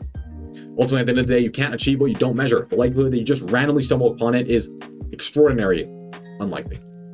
Okay, have you ever seen the movie Moneyball? You know that the Brad Pitt's team right here, I believe it was the Oakland A's, were able to achieve much higher than their previous standings. How? By utilizing statistics to mathematically track and predict what would be the best outcome. Utilizing stats, utilizing math. So this right here is those stats for yourself. What are those stats, those habits, those disciplines, those rules of the game that you need to track? And then I want you to gamify this, turn it into a game. And I mentioned this before, but find a way to turn it into a game and then make it fun. So here's some examples. Most of you track your grades. You know exactly what your grades are. Great. Do you track how much time you spend studying in a state of flow per day? How about the percentage correct practice questions? How about the energy per day? How about your quality flow sessions, workout strength, weight, business habits, business stats, all your other habits? Do you track those? Probably not. All right, so I use this spreadsheet right here to track, and it's another salmon. If you want the salmon, congratulations. I'm not going to do the normal salmon routine here, but if you want the salmon, habits for life with a capital H, capital L, and capital L, this saved my life in so many ways. Like it just changed my life, excuse me, in so many different ways. I still use it to this day. Like today, I'm still using it. I'm tracking, for example, right here on my stopwatch, I'm tracking how much time I'm spending speaking to the camera as a skill of public speaking that I want to improve upon. So I go ahead, put it onto this spreadsheet, and I get a daily productivity score. Now, you can even compete against your friends with who's getting the highest productivity score, but what matters the most is your ability to identify what are the most important tasks, what are the most important grizzly ones, habits, etc., and then track those relentlessly. And you can even see me here in the corner utilizing that right there. Ultimately, they lack clarity in metrics. These are the students who don't get the scores that they want. Okay, there's a lot of smart students who are pretty brilliant who might not achieve great scores. Why is that? Because you don't have the clarity in measuring exactly the output you want. All right, so what I mean by that is be very clear on what the grade boundaries are. Be very clear on every single metric of the IB Diploma. That way you can optimize towards it. And I promise you, this will save you time. It'll also get you a better mark. Save you time and give you a better mark. Okay, so that's number two. Number two, use a trackable point system. And then number three is to create competition. Okay, so back when I was in the MYP, I used to take Chinese as my language requirement. And I was doing very poorly in Chinese. Okay, I would maybe get like 5s, 4s. I remember one time I got a 2 in Chinese. Believe it or not, I actually got a 2 in Chinese one time. This must have been grade 9 or 10. Okay. By the way, I'm not proud of that story. I'm not proud about getting a 2, but it did inform me about what didn't work. And then I was able to get a level 7 in Chinese. How did I do that? Because I turned into a game. There was actually stakes involved. I made a bet with one of my friends that I would get a level 7 in Chinese. So I did everything I possibly could to make it happen. Everything I possibly could. Some of the times, it's not we lack discipline or we lack ambition or any of this type of stuff. Sometimes we just don't lack the will to achieve, the will to go out of our way to actually get it done. Sometimes we just lack that, and adding competition creates that inside of us. So I went ahead, I made a bet with one of my friends. I'm like, yeah, I'm gonna get perfect 7 on this IB MYP Chinese test, and I managed to pull it off. I got perfect 7s. In fact, I got 2 7s, I think, on this. Cool. Same thing happened with the HCD labs, which I'll tell in just a second. But ultimately, I was this group of these guys at my school were like, yeah, like damn, I bet you can't make enough money with this. And I'm like, okay, so we made a bet. I think it was like $300, something like that. And I went for the rest of the year trying to prove them wrong, and I ended up succeeding through that. So the point is, by having that type of competition, it forced me to do everything I possibly could to try to succeed, to try to make it work. I do the exact same thing with the Grizzly Cup, meaning that if you get accepted into your top university, you win the Grizzly Cup, which looks something like this. Pretty epic. All right, you can do so by getting into the training academy. And really, the training academy is my way of gamifying the entire IB Diploma. All right. Same thing with the accountability partner. As I mentioned before, this is my accountability partner, or is my accountability partner, Andy Jang. I just met with them literally like 2 days ago. And every single week we talk about our goals, what's going on with our life, etc. And you can even see Andy Jang right here tell his own story about it. Hey everyone, Andy here, Joaquin's accountability partner. Having someone with you and next to you on your journey is so important to staying on track with your goals and your habits. It doesn't even have to be much. We meet weekly, bi-weekly on a short call, and just to discuss what we've been working on, what we want to continue working on in the next coming weeks. Highly recommend everyone try it out. It is a game changer. See y'all. And then this is also one of the reasons why I created the Discord Academy for high achieving students, specifically to gamify the IB Diploma forever. All right, so number 2 on gamifying the IB, utilize a leaderboard, a metric system by which you're going to measure your success. So this could be your scoreboard as productivity dashboard, as I mentioned right here. And then have some type of leaderboard where you're competing against others, which I have here in the Training Academy, as well as prizes. So we do the Grizzly Cup, but are there any prizes / rewards / punishments they can incorporate in your own life? In the Grizzly Cup, we have, or in the Grizzly Training Academy, we have the Grizzly Cup right here. We also have these sweatshirts that you win, as well as these little trophies. All right, and then daily metrics to track your accountability to make sure that you're actually achieving the goals that you said you would achieve. And then having that accountability partner to keep you and help you alongside the journey.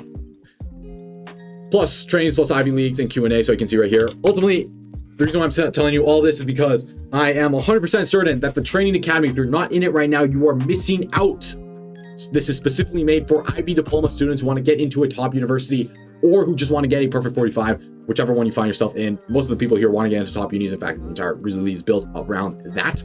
So I urge you to go apply now for the Training Academy. You can do so at grizzlyleague.com/apply. You'll be thrown to a page like this. You can click on the Get Started and then go away and complete it. So go ahead right now to grizzlyleague.com/apply, and you can join the Grizzly League Training Academy. Get the trainings like this live with myself. If you have any questions you want to ask me, live with other Ivy League students, live with others to compete, to get high scores, to win every single week competitions, and ultimately to gamify the IB Diploma so you can get those 45s. All right, so this right here is my 45 success formula, which we still haven't talked about, which leads me on to my third point of things that I start to do, and that is number 3, to build that IB Diploma identity. And I did not think this at first, okay? Don't get me wrong here. I did not think that I could do this at first. But eventually I built up the persona of myself. The way I thought about myself was that of a 45 student. Ultimately, you want to build confidence so that you think of yourself as a 45 student. Your identity is one of the most powerful influences of the choices that you make. I'll give you an example. I believe I read this one in Atomic Habits. I think I read this one in Atomic Habits. Let's say I come up to you with a plate of warmly baked chocolate chip cookies. And to 2 different people, person number A says, no, I'm on a diet. And then person number B says, no, I am not the type of person who eats cookies. So notice that the person who's less likely to eat the cookies would be person number B, because he associates not eating the cookies with his identity, with the type of person that he thinks of himself. I'm telling you, when it comes to achieving 45 in the IB Diploma, you can think of yourself in the exact same light. If you want to get that 45, you want to look at yourself as the type of person who gets that 45, who is a 45 student. Like, that's who you are. You are the type of person who gets level 7s. Anything outside of that is outside of your identity. And hence, if you get, let's say, a level 6 or anything below level 7, you feel misaligned.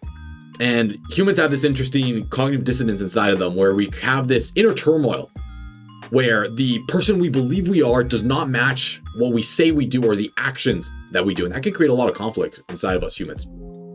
So ultimately, it's up to you to identify the identity we want to build and then build it ferociously. So let's say you want to change the identity towards that of a 45 student. This is a simple 3-step process to do exactly that. Number 1, you want to identify the identity you want to build. So clarity, based on your ideal lifestyle, ideally, or in this case, based on you becoming that 45 student, right? Getting you that 45. What is the identity you actually want to build? Then number 2, you take action to back up that identity. And then number 3, you repeat step 2 for 1 to 2 years, right? Or a few months, or however long it takes for you to solidify the consistent action taking with the identity you want to build. And it takes time, and it also takes consistent action for you to build that identity. And what you need to understand about all this, especially when it comes to, let's say, confidence in the IB Diploma, is that, at least in my own experience, I've only found confidence once I started getting the evidence to support that, right? Confidence comes with evidence of achieving that. I had confidence that I was able to get a 45 when I was consistently getting level 7s, right? When I got like my 6-7 or my 5th or 6th 7 on my mathematics HL, I was pretty confident that I would get a 7 on my final. And if you do that with all your other subjects, you're pretty confident that you're going to get a 45. Now, there's still some Dunning-Kruger effect where it's like, oh, I don't know, like maybe I'm missing out. But for the most part, you build the internal confidence that yes, based on the skill and on the work that I've done so far, I'm more likely to get a 45 than I did, let's say, at the beginning of this journey. That's at least how I felt. Ultimately, identity is built, most importantly, by refusing to do the thing that can challenge the identity to begin with. All right? Martial arts explores this perfectly. This is why I love martial arts so much, right? Because it builds this virtuous identity, meaning that you have the power to do harm, but you choose to control it. Okay? You have the power to do harm, but you choose to control it. Now, identity, in this case, is built by refusing the thing that challenges that identity, meaning that if you can do harm, but you choose not to do that, meaning you have the opportunity to cause harm, but you choose not to do that, only then do you have the virtue that you really can. Like, you can't say you're a peaceful individual if you just don't have the ability to do harm, right? You can't say that because you've never been presented with the opportunity to do harm, but you've said no. Okay, only then can you be thought of as a peaceful person, right? Identity is built by refusing the thing that challenges the identity. Hence, if you want to build that 45 identity, you need to refuse the thing that can challenge the identity. So let's say you call yourself a disciplined, productive student. That means that you had the opportunity to get distracted, or you had the opportunity to stay inconsistent, and you chose to not do that. You chose to be productive. You chose to be disciplined. Only then do you have the authority in your life to say that, yes, I do have the identity of a consistent, disciplined 45 IB student. Ultimately, what I suggest you to do is come up with 5 identity rules for your own life and then stick to them very closely. And an easy way to do this is to very simply list out what a 45 IB student would do, right? What would a 45 IB student do? What would I do? Now that you know my story, now that you know where I'm coming from, now that you know these strategies, and you're starting to learn the grisly ways and the rest of it, what would I do? What would Bjorn do? Right? Imagine if you were in Bjorn's shoes. What would Bjorn do?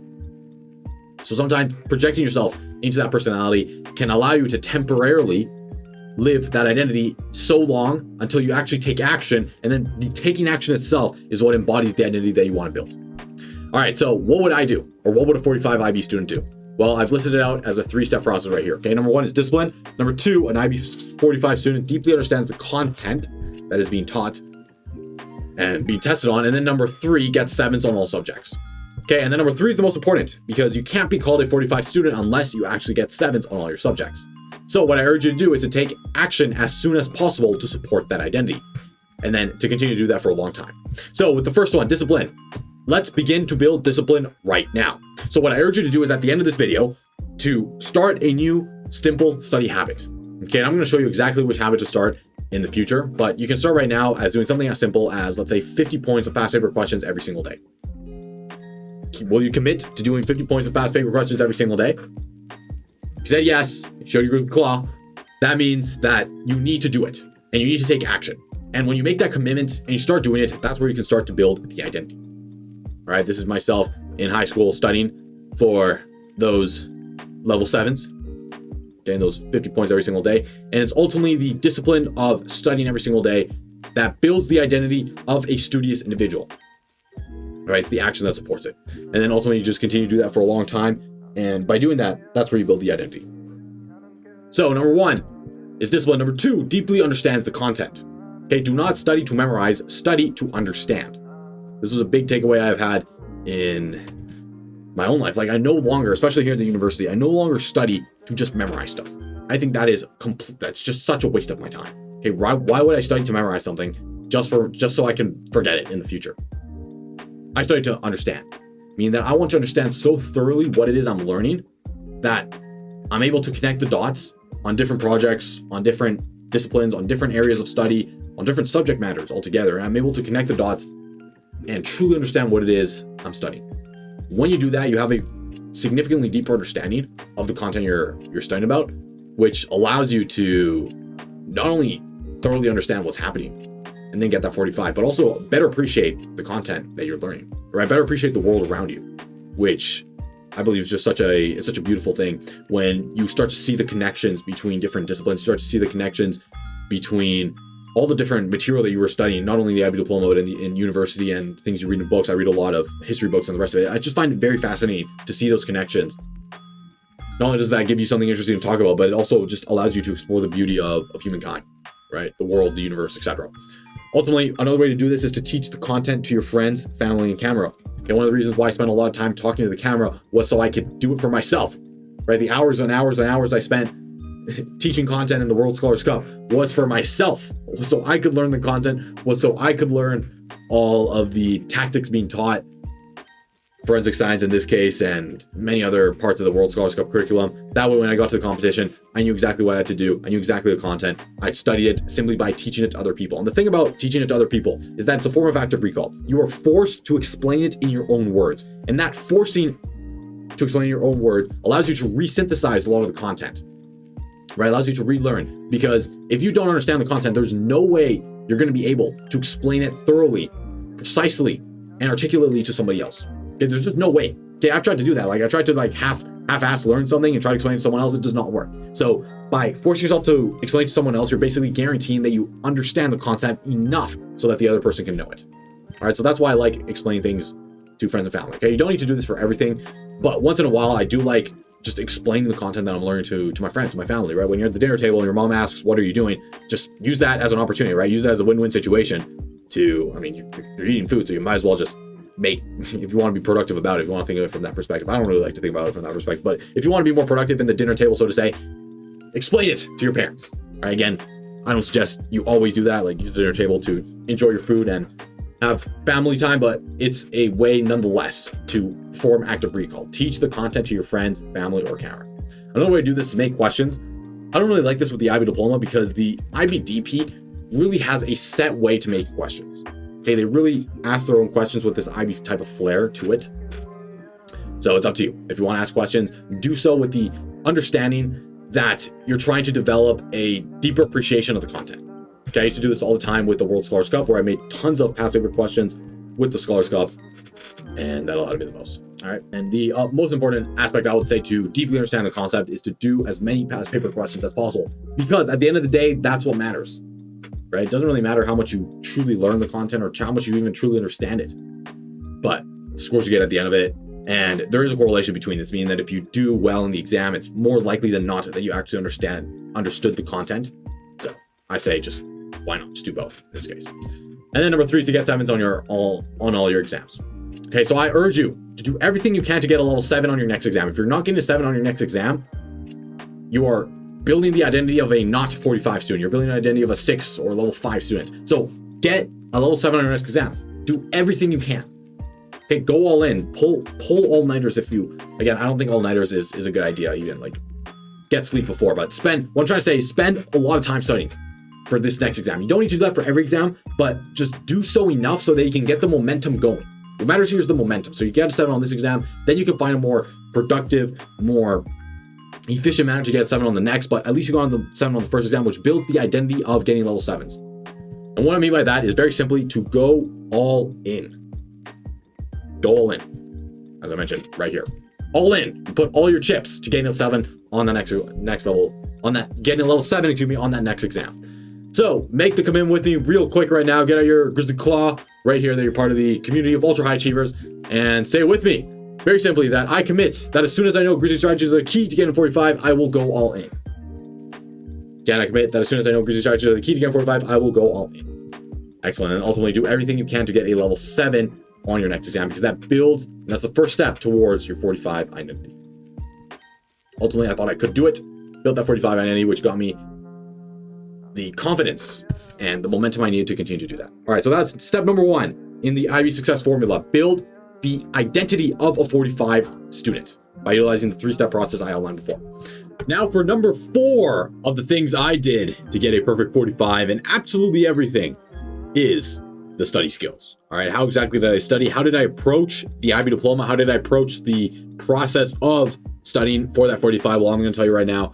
A few of these strategies I learned back in 2018 when I almost got jumped by a group of people or friends, quote unquote friends at my school. And basically they saw some of the videos I was doing online and it got really bad. I was being attacked and everything. Now, to understand better where I came from, I always wanted to get into a very good and prestigious university, all right? This is a picture of myself when I was 11 years old and wanted to get into MIT. Now, the only issue was that my IB grades weren't that great, all right? Coming out of the IB Diploma, I was getting maybe 5, 6s. We all know that feeling when you're 1 point off if you've ever done the MYP, right? As you can see right here, I got a 5, despite getting a 6, and a 5. So 3 6s and 1 5 still gets a 5. So I realized that in order for me to have the best chance of getting into a top university, I had an excellent idea. That great idea was to start my own tech business. All right, what would I be selling? Well, how about a device that allowed me, to myself, to become more productive? In fact, this was a tool I wanted to use in my own life to be more productive. Basically what it was just a way of tracking your most important habits. So I created a stopwatch as well as a Pomodoro timer that came with that. So 2-in-1 solution, essentially. And long story short, I started making some videos to help other students as well become more productive. Now, in this entire show, something very interesting happened because I one time got approached by these 3 guys in the change room. And you gotta remember, I was pretty small. So these guys outsized me at least like a foot or something. I was maybe like 5'1", 5'2" at the time. They were maybe like 5'10", 5'11", 6 foot, around there. So they were much taller than myself. And they come up to me and they're like, you can't do this. You can't, and you will not become successful with this business. And I looked at them, and it was in the tenacity of the moment that I realized that yes, I can be successful. And in fact, I remember telling them, and I'm like, yeah, all right, I bet you, I think $300 was the largest amount I could come up with in my mind. I'm like, I bet you $300 that I'll make this successful. That I'll make, again, just a large number, that'll make $10,000 selling this product online. They all laughed, shook my hand, and I walked out of that having absolutely no idea at all how I would make this happen. I realized at that moment I made somewhat of a big mistake. So it was then that I got to work and I tried every single productivity strategy I thought I knew, including using my timer there on the top right-hand corner of the screen. But ultimately, I was trying to work as hard as possible, working every single second I could, every single hour, with all the assignments I had, all the essays I had to do, juggling all of this insane stuff. My results still weren't doing that well. All right, in fact, if you were to graph me out in this results/overwhelm continuum, I was, in many cases, just in the bottom right-hand corner, where I was stressed, I was overwhelmed, and I wasn't really getting much results of anything with my business and with my school and my P studies. All right, I felt in many cases, quote unquote, burnt out, quote unquote, tired, and on top of this entire conundrum, the school populace started building up. Right, the people against me who did not believe it was possible to do what I wanted to do was stacking up.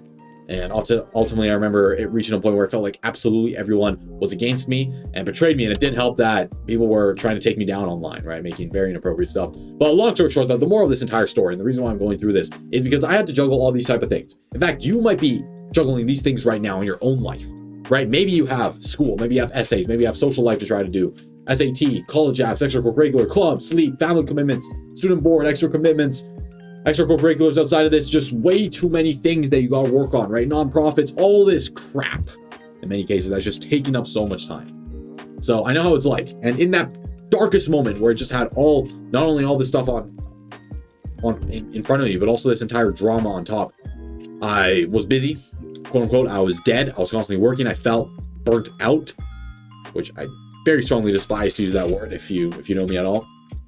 Ultimately, I felt like a hamster at the end of a hamster wheel, just spinning, hoping that I can finally reach the end, when in reality, I'm just going in complete circles. And it was at that moment that I was very fortunate to have my mentor at my time teach me something that I'll never forget. All right, and this is the lesson I pass on to you when it comes to study skills, when it comes to really managing and becoming an elite, ultra high achieving student, right? How do you become that full stack individual who's able to get the good marks while also getting the good ECs, while also having a social life, while also doing fun things in the free time, while also getting a good SAT score? This was the main strategy. All right, in the next slide, I'm going to reveal what those 3 words were. And those 3 words, ladies and gentlemen, Grizzlies and soon to be Giga Grizzlies, were the following: to execute what is known as disproportionate leverage. Execute disproportionate leverage. All right, what exactly do I mean by this? Well, it can be traced back to a principle known as the Pareto distribution, or Pareto principle. Now, the Pareto principle says something very interesting, and it's the mindset shift right here, that not all tasks are made equal. Not all inputs are made equal. Not all outputs are made equal. In fact, I can graph it out in a graph that looks something like this, where I put the tasks on the x-axis and the results of each and every task on the y-axis, and I get this type of ratio, a 80-20 ratio, meaning that 80% of the results come from 20% of the inputs, and vice versa. 20% of the outputs come from 80% of the input. Now, this does not only apply with tasks, but this applies with literally everything, and not only human life, but also in the universe. Okay, if you were to look at plant growth, right, 80% of the growth of plants come from only 20% of the plants. Or if you look at galaxy mass distributions, 80% of the galaxies own 20% of the mass, and 20% of the galaxies own 80% of the mass. So you can find this distribution in basically every single aspect of life. It is just a natural distribution of having a large enough sample set of data, right? If you have just a large enough sample set, eventually the numbers converge to this, which is very interesting, right? Similarly, if you've ever seen a normal distribution, okay, this distribution exists as well. So that would be as if I was to focus on this right-hand side of the curve. I focus on this select group of tasks on the right hand that give me the most value. And the part that's most interesting about this is that by focusing on those tasks on the right hand side, by focusing on those 20% of tasks on the right hand side that give you 80% of the output, Yes, you are focusing on tasks that are inherently 4 times more valuable. But if you spend all of your time, and this is the key takeaway, if you spend all of your time on that 20% of tasks, what you're actually doing, and this was most interesting, what you're actually doing is if you spend all your time on that 20%, you are not doing the other 80%, which means that you now have 4 times the amount of time to allocate towards tasks that you can spend on the high value tasks. So you're doing tasks which are 4 times more valuable, and you're doing those 4 times more valuable tasks 4 more times, right? Because 80-20, the ratio there is 4-1, which means that I'm spending 4 times more time doing 4 times more valuable tasks, which means that in total, by spending focus on those 20% of most valuable tasks, I'm increasing my productivity by 16 times. The tasks I am doing are not 1, not 2, not 4, not 8, but 16 times more valuable. Now, if I was to isolate those 20% of tasks and I apply the Pareto principle again, I see this relationship right here, all right, which is 4 to 64. 64-4, which means that 4% of the tasks give you 64% of the results. Now, the graph here isn't completely to scale, but it's to just illustrate the point that by focusing on that small amount, you can get significantly more out. Again, this becomes true when you get a large amount of data, and eventually the data converges to these numbers. Now, I can go even further where I see that 1% of the inputs give me 51% of the outputs, and I can go even one step further and see that 0.1% of the inputs give me 41% of the outputs. If you're studying for an exam, that could be the 3 seconds when you're studying where it finally clicks, where you finally see the connection between what you're working on, what you're studying, and how it actually works, how it's valuable, how it can be applied to solving questions, right? You develop that intuitive understanding. That could be the small tweak that is necessary to make it all work. All right, in many cases, that is like focusing on this small sliver on the right-hand side. Now, you see this in action every single day, right? If you look at your own city, okay, or your own country, and you look at the roads in the city which always have the traffic, notice that there are thousands, if not tens of thousands of roads in your city. Yet there are only maybe a dozen or so that have consistent traffic, right? Sometimes it's just that one. In Vancouver, there's always traffic on the Lionsgate Bridge. I cannot tell you a day where there is not traffic on the Lionsgate Bridge. Every single day there's traffic on the Lionsgate Bridge. Now, that is one road out of 10,000 roads. Yet the majority of the traffic, or not the majority, but a good chunk of the traffic happens on that one road. That right there is the Pareto distribution at work. If you were to look at your own house, you notice that you spend the majority amount of your time in a fraction of your house. Okay, that could be the chair you sit on. Not only the chair you sit on, but the angle of the chair, right? The area of the chair that you sit on, or the side of the bed you sleep on. My advice, make those as valuable as possible, because those are the things in your life that you spend the most time on. So why not overinvest? Why not make those the most valuable if you spend the most amount of time there? Ultimately, I was able to find that sliver of time, of attention in my own life, of tasks that are the most valuable that I could then allocate towards really breaking the IB Diploma. So the mindset shift here is the following, that you don't need to do it all. You do not need to do all the tasks. In fact, one of the biggest advice I give to students who come into the Training Academy and who work with me one-on-one is I oftentimes always tell them to start doing less things. Just start doing less. That way you can have more time for the IB Diploma and for all the tasks that you gotta do. I realized that when I was in the IB Diploma, I had so many other ECs, so many tasks, so many useless clubs. One of the biggest things I did that just gave me the most time, the most freedom, was to say no to a half dozen ECs that I was spending my time. Just say no, just stop going to them. It freed me up like never before. Ultimately, I love this quote so much. Give me a lever long enough and a fulcrum on which to place it, and I shall move the world. That was by Archimedes. Meaning that what? Meaning that if you already got a lever long enough, so a task of highest value, no matter how hard you press on that task, eventually you get the leverage to get the most done. So if we go back here to our leverage curve, ultimately we want to identify what to double down on the right-hand side, and then stop doing everything else. Stop doing everything else. Stop doing everything on the left-hand side. Stop. Like, you only need to do the most valuable tasks. And I cannot tell you how crucial this is in the IB Diploma when you have a million things going on. So you gotta be very careful of how you're allocating your attention towards those tasks. Ultimately, the mindset shift here is you want to apply the 80-20 rule to every single part of your life. For example, the younger you are, the higher choice power you have. Okay, and I was very fortunate to realize this very early on. So when I was in high school, I realized that if I was to make a good choice early on in my life, that good choice can have a much longer period of time in which it can grow, it can compound, and it can give me results. And if I was to make the exact same choice, let's say 15 or 20 years later, right? If I was to make the exact same choice at 35 compared to at 15, those are 20 years of time, which I'm just burning away that I could have ridden the wave of the success of that choice, right? The good habits I could have built up, the good relationships, the good businesses, etc. All of that out of the water. So ultimately, when you're younger, you have a huge advantage, and that is that you have a lot of time to your advantage. So you can make better, more accurate choices when you're earlier on, and those will have a more positive and long-lasting impact on your entire life. Okay, compare that to when you're older. You can even see by the side of this graph, the overall impact isn't as large. So make smart choices today. That's the 80-20 rule in practice, meaning that 80% of your total life habits, or the easiness of making good life choices and good life habits, starts earlier on in your life. All right, so you can apply the 80-20 to every single part of your life. When it comes to your friends, you notice that 80% of your friends spew 20% of the negativity, and 20% of your friends spew 80% of the negativity, right? 20% of the classes are giving you 80% of the stress. 20% of the classes give you 80% of the homework. You spend 80% of your time on 20% of the classes. You probably know which classes those are. A few other key points. Number one, study to understand. This means to ultimately understand the content, because this is a high leverage strategy. By understanding the content, not just memorizing. I mentioned this before, but do not just try to memorize. Instead, try to study to thoroughly understand, because only then can you develop true understanding. And then after that, you can shift your focus towards studying to score. All right, the mindset shift here more than anything is that studying does not begin until you've done your first past paper question.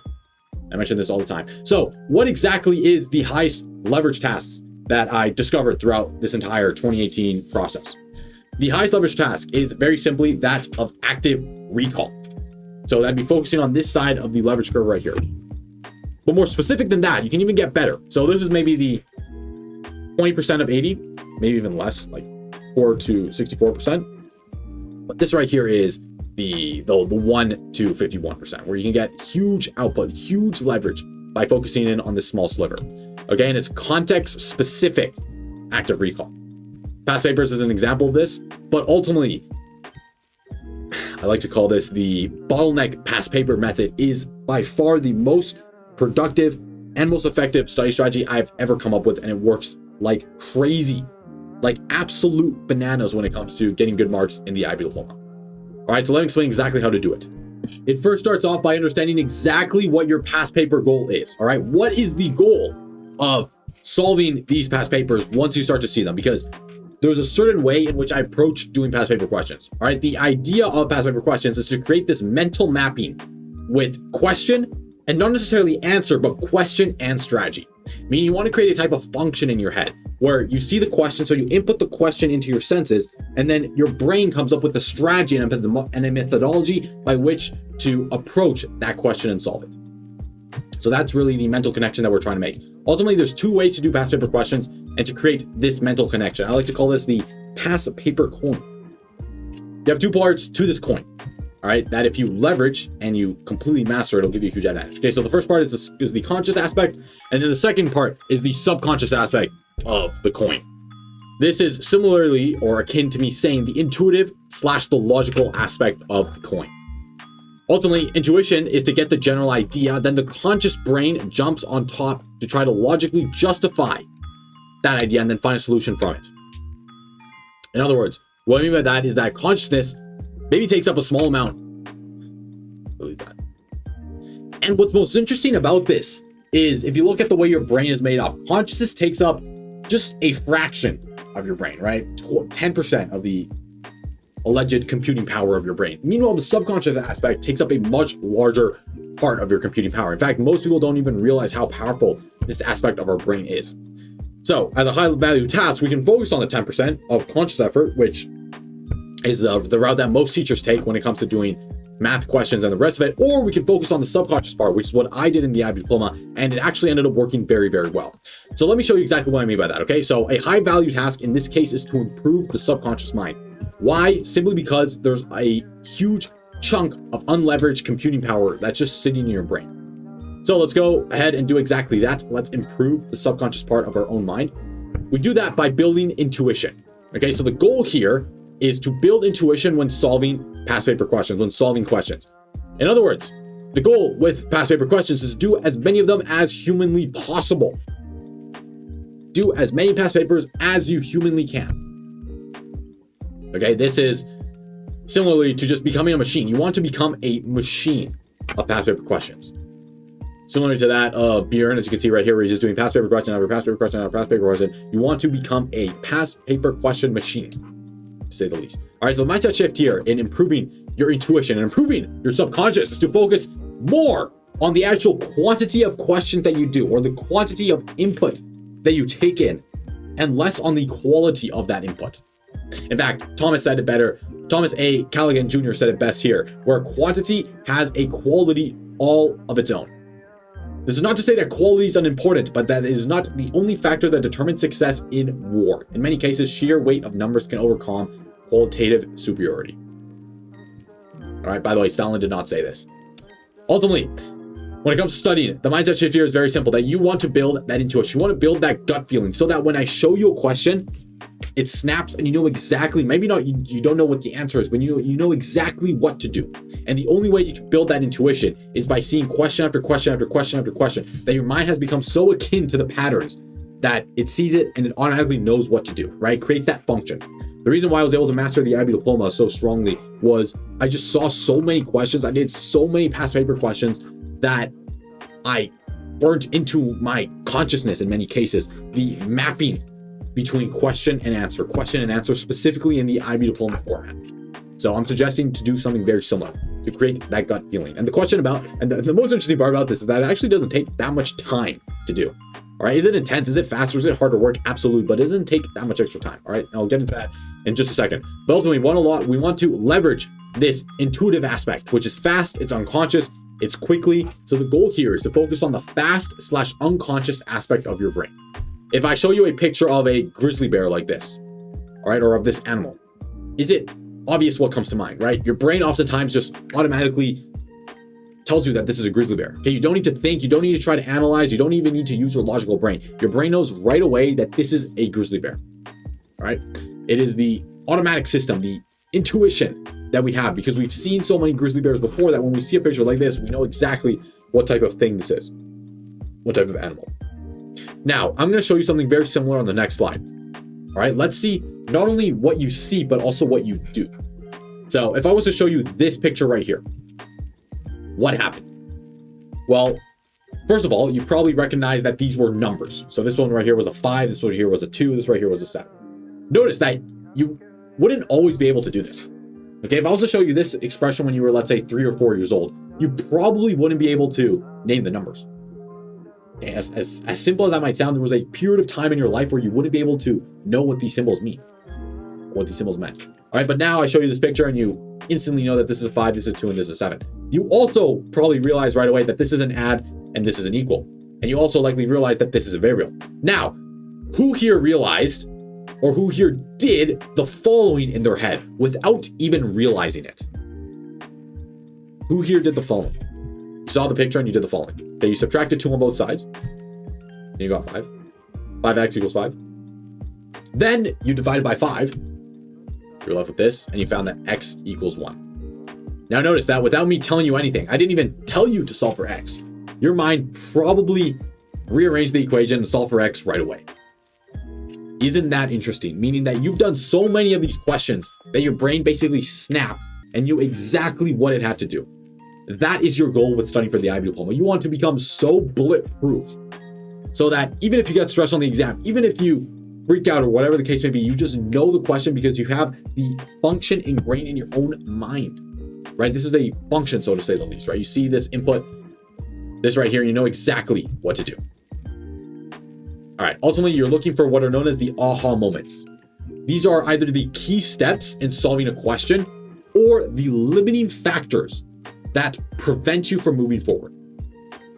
So I'll give you an example with that right here. Let's say, so before I give you the example, this is the high value task, right? So if we look at the leverage curve right here on the right-hand side, this is the highest value task to find that aha moment.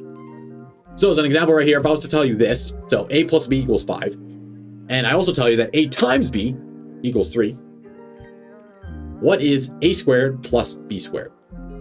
Now, the objective with doing this question is, if you want to pause the video, you can go ahead and do so right now. But ultimately, there is an aha moment. There is a either you know it or you don't know it moment to solve this question right here. And the crazy part about this is that you can basically ignore / speed run almost anything else and everything else in order to find that aha moment. Find the aha moment. In other words, you want to find what is the limiting factor. What is the bottleneck step towards you achieving that success?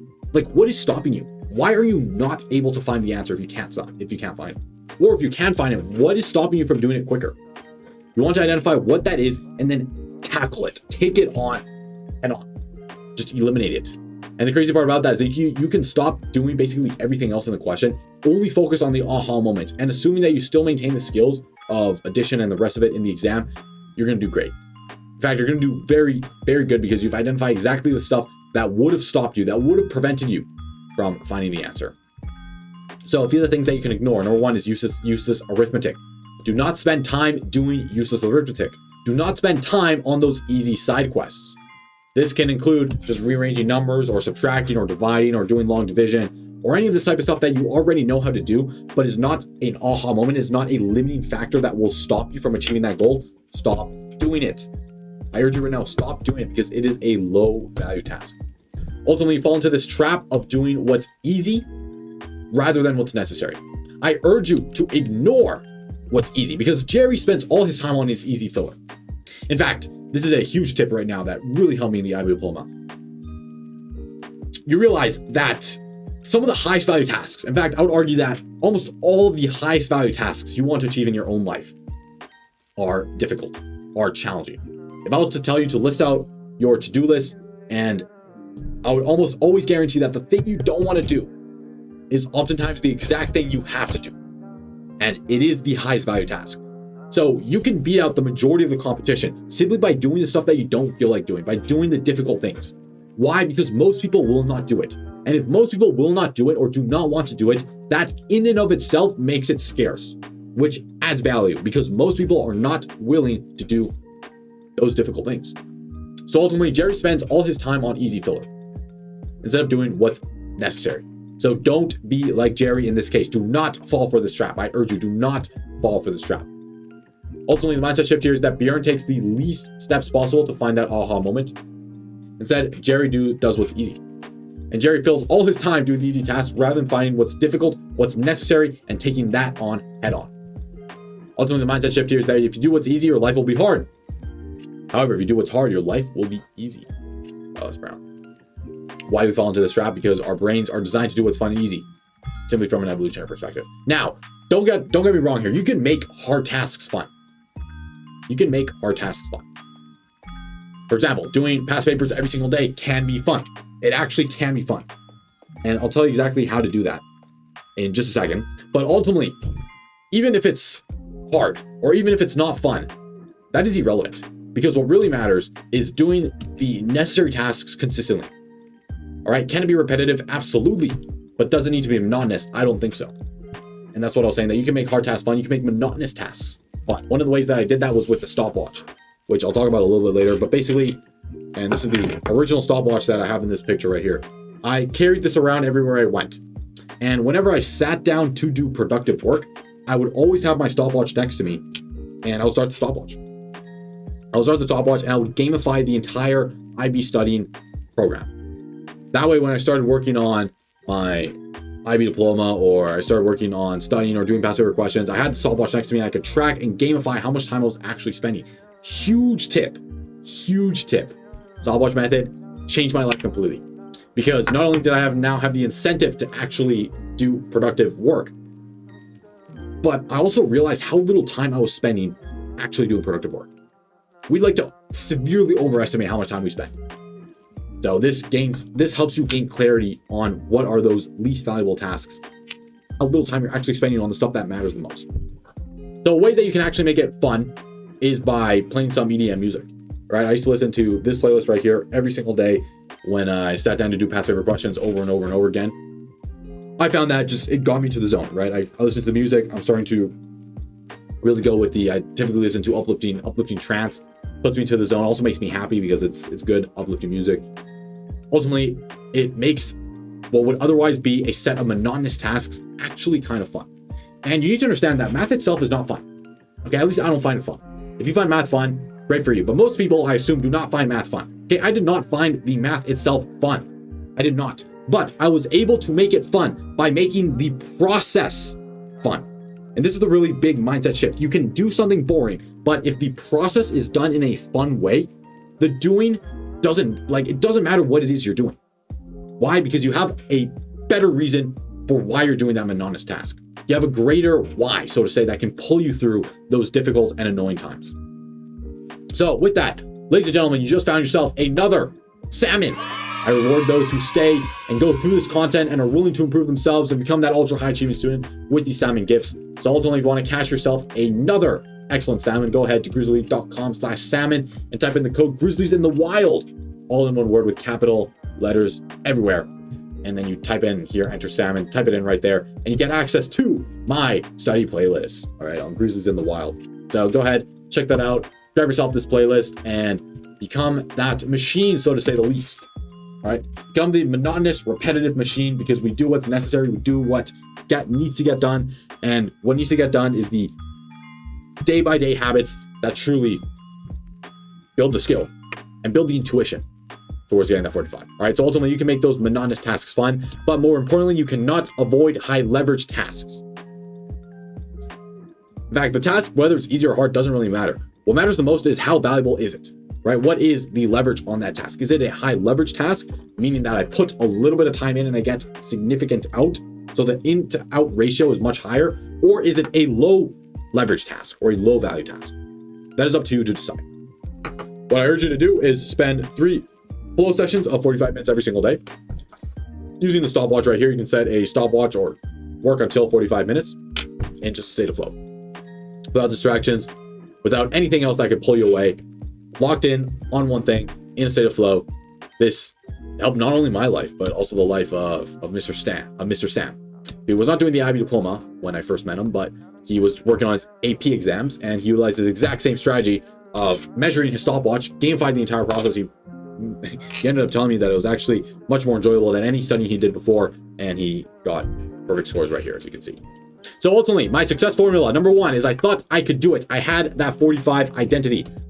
And number 2, I had the relentless discipline to succeed. I gamified the entire process. I had the relentless discipline to make it happen. Day in and day out. I turned myself in many cases into a monotonous machine of just doing the tasks over and over and over again. I typically spend 3 to 4 hours per day working on those past paper questions. What ended up happening was it was about like an hour and a half. So on the bus, an hour and a half back, and then maybe 30 minutes to an hour when I got back home. So by about 6:30 p.m., I was done with the IB Diploma. Okay, there was no other schoolwork that I had to do.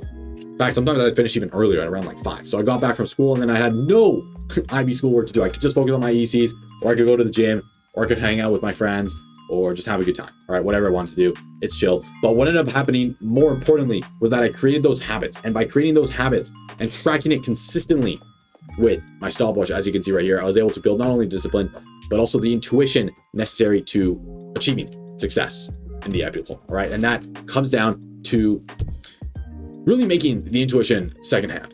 Okay, we talk about the aha moments. You need to identify what is stopping you, what is that bottleneck, and then eliminate that completely.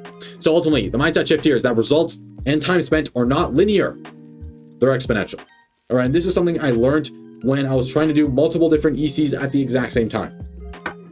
Now, there's nothing wrong with that, but there is something wrong, and at least not wrong, but not as effective as it could be when you try to allocate your skill set towards multiple different skills. Okay, not even different activities per se, because if you're doing 2 different activities, but they're utilizing your same skill set, I don't think that's necessarily unproductive, but what I would argue is unproductive is when you have multiple different skill sets and you're doing that on multiple different activities, or even just one activity, you have multiple different skill sets. That is not a strategy for incredible specialization. So what I'm trying to say here is that results and time spent are not linear. They're exponential, meaning that if I was to focus all my attention on these three passions, so passion A, passion B, and passion C, given the results and the time I have, especially in high school, to really achieve excellence in those passions, it becomes very difficult to do so. Now, because of the exponential or the non-linear, right? This could be a parabola, doesn't have to necessarily be exponential, but based on the non-linear nature of high achievement, especially in the IB Diploma with your extracurriculars, you get this type of curve up front where the majority of the time that you spent working on your EC or working on that skill, the majority of the time and then the results you get from that come from later on in the journey. So instead of spending 3 times the skill on these 3 different activities, I can allocate 3 times as much time on one skill and get significantly more out, right? Get disproportionate leverage out of that. This became very clear to me when I was watching golf during the IB Diploma. So this was in 2019. I was watching golf and I saw the golf scores right here, and something shocking occurred to me at that moment. I realized that, all right, Tiger Woods won. I realized that this guy, number 10, our Fowler, was only 2 points away from first place, Tiger Woods. And he's in 10th place, so he got 10 places below Tiger Woods, I guess 9 places below Tiger Woods. But ultimately, I had no idea who this guy was. Yet he was only a fraction compared to Tiger Woods. So I went ahead and I actually searched up his total net worth. Now, net worth there are probably better metrics to measure how good of a golf player or his overall success, but I just used this because it was simple to assign a number. And it turns out that, as you can see right here, it was that 40 million of net worth. And then if you look at Tiger Woods is officially a billionaire. And you can even see right here, he has a 1.7 billion in salary. So he probably has an even higher net worth than this. So long story short, even just being conservative, this is the difference in output, in overall success from first place to 10th place. Okay, it's not 10 times. In fact, it's not even a fraction more because Tiger Woods is technically just a little bit better than our Fowler. But the difference in payout here in total net worth is 42.5x greater. He gets a 42.5 times monetary multiplier just by being a fraction better. Just by being a fraction better. So what I'm trying to say with this, and how does this apply to the IB Diploma, is that the volume of questions you do in the IB Diploma, in order for you to get a fraction better, the volume of questions that you have to do is oftentimes much more than most people anticipate. And even though you're only getting a fraction better, the ultimate end payout is very much worth it. Right? You can spend maybe twice as much than someone else studying and doing past paper questions, but if you get in a better university, in a much better university, because you got a 45 instead of a 39 or 38, and you are now at a much better university than your other friend, the payout is much more than 2x. All right, so even though the overall input was 2x as much, and the resulting difference in IB score was just a little bit, the overall end output as an overall success achieved is significantly larger than the input. That's the big takeaway right here. And I don't see enough students taking advantage of this fact, which means what? Which means that it is an opportunity in disguise, because if no students or very few students are doing it, and you are of the minority who does, you inherently have an advantage simply by doing what other students are not willing or able to do. So what exactly I mean by that is to be very conscious of the volume of questions done. So the mindset shift here is that most students dramatically underestimate how much questions and how many questions are required to truly excel in the IB Diploma. Now, just to give you a standard of how many questions I did the entire question bank question that I found online somewhere twice. I did it 2 times over. In fact, there are some questions that I did over 100 times. There's some questions I did over 100 times. All right, this is one of those questions. I've done this induction question right here, maybe more than 100 times on different study occasions. So hopefully I can break that barrier of yourself, that I did the entire question bank question twice. And then in many cases, in fact, I don't know if I mentioned this later on, but I would oftentimes in one day do, so in 3 to 4 hours of work, I would do 500 points worth of past paper questions. 500 points. Again, how exactly do you do that many points? Well, you do the questions looking for the aha moments, which is what is the thing that is stopping you from achieving the goal. You drill that thing, meaning you only drill that question. You do as many questions. You try to become very comfortable in what used to be your bottleneck. You eliminate that bottleneck, and then you just do as many questions as possible after that. And you can reach 500 points of past paper question relatively simply by annoying all the other crap that you already know, instead focusing on the main constraint that is preventing you from getting that top score. And then you just want to do this at scale. All right, and I did this on 100 different study occasions.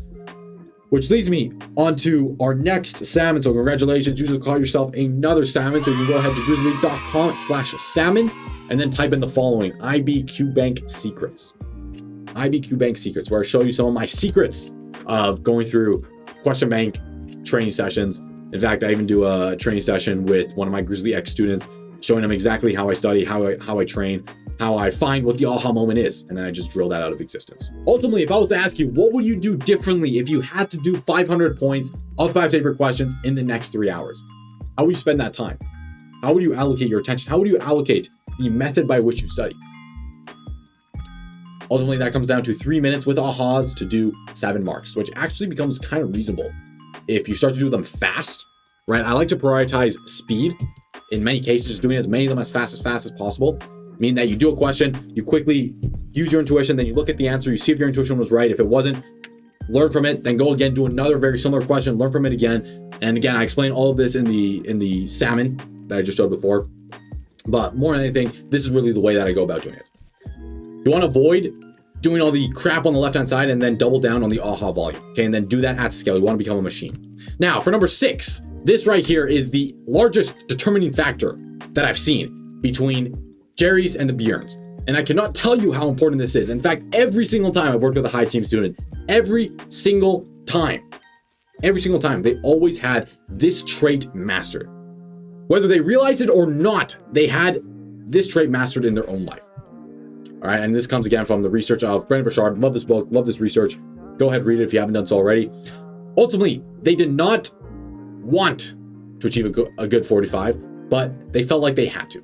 They had a strong necessity behind it. All right, which leads me to point number 6 on building that necessity. Why did I get a perfect 45? Because I actually cared about getting 45. I actually cared about the score that I got. I actually cared. And the thing is, when you actually care, your brain has a reason why it needs to remember the stuff that it's trying to learn. And your brain also has a reason why it should try harder and why it should study more and spend extra time working, which is very interesting. All right. Ultimately, it puzzles me how students know exactly what to do, but they might not do it. Okay, you probably already know what to do, right? Have more energy, sleep better at night, eat healthy foods, but why are you not doing it? It's time to take a hard look at yourself in the mirror and ask yourself, I know exactly what I should be doing. I know exactly the next thing to do, but I'm not doing it. Ultimately, these top performing students did not want to, but they had to achieve success in the IB Diploma. All right, so looking at my own life after meditating and getting that 4 in the perfect, and so looking at my own life after meditating and getting a 4 in the IB Diploma and seeing this sheet right here, this pissed me off in many cases because I looked at that and this stirred the fire inside of me where I told myself that enough was enough. I was not going to just let this slide. I was not going to live really the next few years working, trying hard, trying to get into my top university just to fail that and then fail the IB Diploma or not get the score I wanted, not fail, but not get the score I wanted. And I knew that I could not live with myself if that was to happen. Like I could not look at myself in the mirror and confidently say that I gave it everything I possibly could if I wasn't able to achieve this goal. In other words, I had a necessity to back it up. It wasn't a necessity about getting into my top university. It wasn't even a necessity about proving my friends wrong. It was a necessity about proving myself that I could do it. Ultimately, you need to understand the difference between what are known as needs and wants, right? There's a lot of wants. There's a lot of things that we want out there.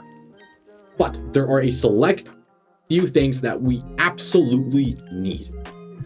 I learned this right here from The Compound Effect. Excellent book, by the way. If I was to get a wooden plank, right? I call this the wooden plank story. If I was to get a wooden plank and I put it on the ground and I tell you to walk across the wooden plank, for 20 bucks. So I give you 20 bucks and I'm like, all right, 20 bucks, walk across the wooden plank. Would you do it? Probably would. All right, the wooden plank is on the grass, so you just walk the wooden plank, easy 20 bucks, whatever. Okay, go buy yourself, I don't know, some sushi. Who cares? Now, if I was to get the exact same wooden plank and put that between two 100-story buildings, okay, and I put the same wooden plank between two 100-story buildings, and I tell you, okay, now 20 bucks to walk across the plank, would you do it? Probably not. In fact, most people probably would not do that. Why? Because it's dangerous, it's sketchy, I could die, I could fall. All completely valid objections, and I completely agree with you. I would not do that either. For 20 bucks, okay, my life is hopefully worth much more than 20 bucks. Now, if I was to get the exact same plank, put it between those 100-story buildings, and the opposite building was on fire, and either your close friend or your family member was on the other side about to burn to death as the building fell, would you walk across the plank, save them, and walk back? Yes or no? If the answer is yes, as I would say it, you realize that the plank is still the same. In fact, it's even more dangerous now because the other building is on fire and you're going to need to walk back carrying someone. But what changed in this situation? What changed? What changed was the necessity behind why you did it, right? The necessity, the reason that drove you to ultimately walk across the plank. Because at the beginning, you had no necessity. You had no necessity to walk between two buildings. But now that you have a clear reason why, meaning that your loved ones will die, there's now a very strong, in fact, in many cases, unconscious, just necessity to run towards the fire and save your loved ones. So what changed here is not the what or the how, but the why, right? The reason why behind it. And I hear this stuff all the time, to follow your passion. I think it's a lot of garbage advice, at least in my own life that I've experienced. Because my passion in the short term was not chemistry. Okay, I was not passionate about chemistry. I was not passionate about math. I was not passionate about basically anything in the IB Diploma. Like, I was just not passionate. If you were to ask, like, what do I love doing? Like, I don't know. I like engineering. I like building businesses. I like coding. Okay, my passion is not, like, the thing I actually like to do is not going to the chemistry lab. Yet I did it anyways, and I did it with a passion. Okay, I was pretty passionate about chemistry, not because I was passionate about the what, but I was passionate about other reasons that fueled the chemistry that I had to do, right? The why, which I talked about earlier with the gamification, that you can turn monotonous tasks into something that you want to do by giving yourself a good reason why you have to do it, by giving yourself a strong necessity.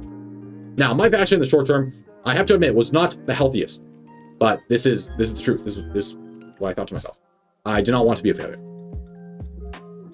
I did not want to be a failure to my friends, to my family, but more importantly, I didn't want to be a failure to myself.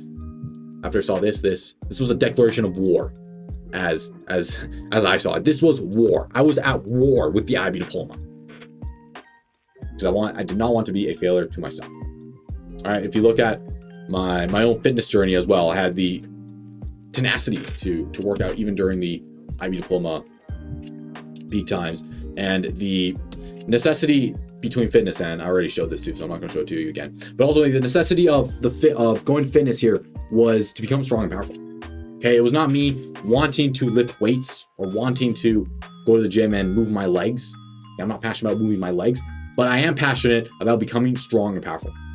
Or another way to put it, which was just as strong of a driver, was to not be weak. Okay, it was to be strong enough. And for some people, this might trigger you, but I don't really care. But the thing is, if you look at these IB Diploma, there's so many people who are just crying about the IB being hard, about how difficult it is, about all these BS excuses that I hear all the time. Look, grow up.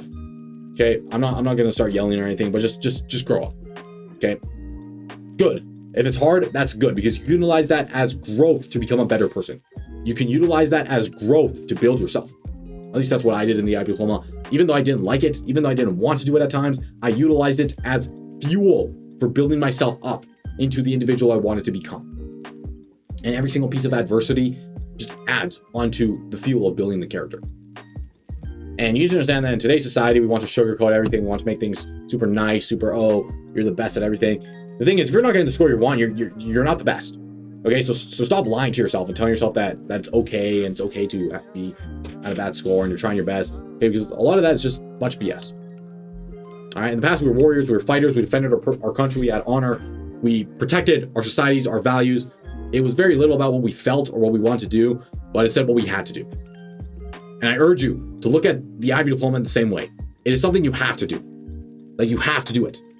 It is a necessity.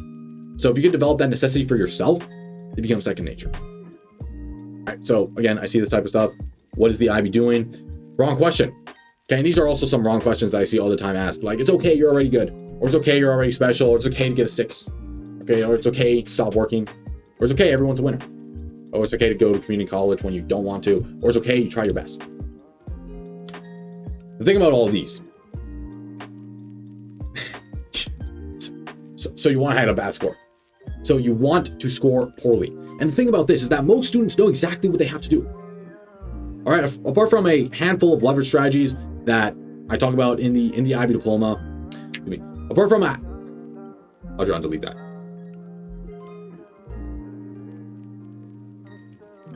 Apart from a handful of leverage strategies to really maximize the IB Diploma with the ECs and then getting to a top university that I teach at, that Cruise Elite, that most students that I've never seen anyone really talk about anywhere, there you already know how to do maybe a good chunk of the basics. Okay, that will get you pretty far. Now the question is, why are you not doing it? Like, you know what to do, but why are you not doing it? And a lot of these excuses is basically me telling, or you telling yourself that you are okay with getting a bad score. So you want to get a bad score. So you are choosing to fall behind and to fail and to not get a 45. All right, that is your choice. And it is 100% your fault. You're choosing to get a 45. And you're choosing to not get a 45. If you get a 45, that's your choice. If you're not, that's also your choice. Ultimately, this right here is a great way to fail, to always blame your circumstances. Just always blame the teacher or always blame your school. Okay, this is a big one I see, that students come to me and they blame a teacher for not covering the curriculum. All right, well, it's your responsibility to learn the curriculum beforehand. Okay, if that's the case, I'm sorry, not really. It's up to you now to learn the curriculum. In fact, I had to learn the entire calculus curriculum in front of me. In fact, my school, the hardest. Like, I got hit very hard because I was in the IB Diploma during the pandemic. So our entire school was shut down. It was an entire show. I didn't go to class for like a few months, in fact, an entire summer. And then when we got back to school, it was a hybrid mode right during the busiest IA season and everything. A lot of people were behind, especially with university applications.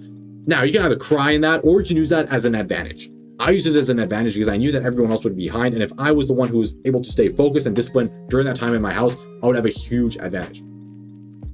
This is exactly what I did. Ultimately, don't blame your circumstances. Always take full responsibility. Because even if you're wrong, like even if a meteorite comes and hits you in the back of the head and there's literally nothing you could have done, it at least opens up your mind to look for solutions, right? Maybe I should look up and be a little more conscious when I walk. That way I don't get hit by a meteorite, because I probably could see that coming at me if I was looking. Or if I'm late for school, okay, maybe it's up to me to either tell my parents to go to school later or find a bus ride or find an alternative solution or carpool or other. There's always a way that you can find a solution, is what I'm trying to say. There's always a way. And at least taking full responsibility, even if there is no solution, even if it's completely out of your control, at least framing it from that perspective really does help. Okay, the mindset shift here is very simple, that it's pathetic. It's pathetic to be weak, pathetic to be okay with not getting 45 in the IB Diploma. It's pathetic to just be okay with that. And ultimately, I ask you, how can you be okay with yourself if you don't get that mark that you want to get? How can you be okay with yourself doing poorly in the IB Diploma? I can't. And the reason why I can't is because I had a standard for my own life. Overall, we lack a standard as a society. We lack a hard standard. There's basically no accountability. Everyone's okay. It's okay to be late. We lack a standard. So I'm telling you, add a standard to your own life. That's why I added the gamification at the beginning. But if you want to look at it more from this perspective of the Roman soldier, right? Standard, like there's an actual standard you must have in your own life. Add that. I promise you that will help. Ultimately, the mindset shift here is that it's lazy, because good mental health is actually essential for performance, right? I get this flack all the time from people who criticize me, who they're like, oh, yeah, but isn't the strategies you're doing bad for mental health? Isn't this hurting students even more, telling them to be more productive, to achieve more things, to get all these things done? And I completely disagree. In fact, I would argue that mental health is by far the most important thing. But in my own life, and I'll mention this in just a second, in my own life, the days I've had the best mental health are those days that I'm achieving my goals. right? That I'm getting things done, that I'm seeing my power increase, as Nietzsche put it. Ultimately, good mental health is essential for high performance.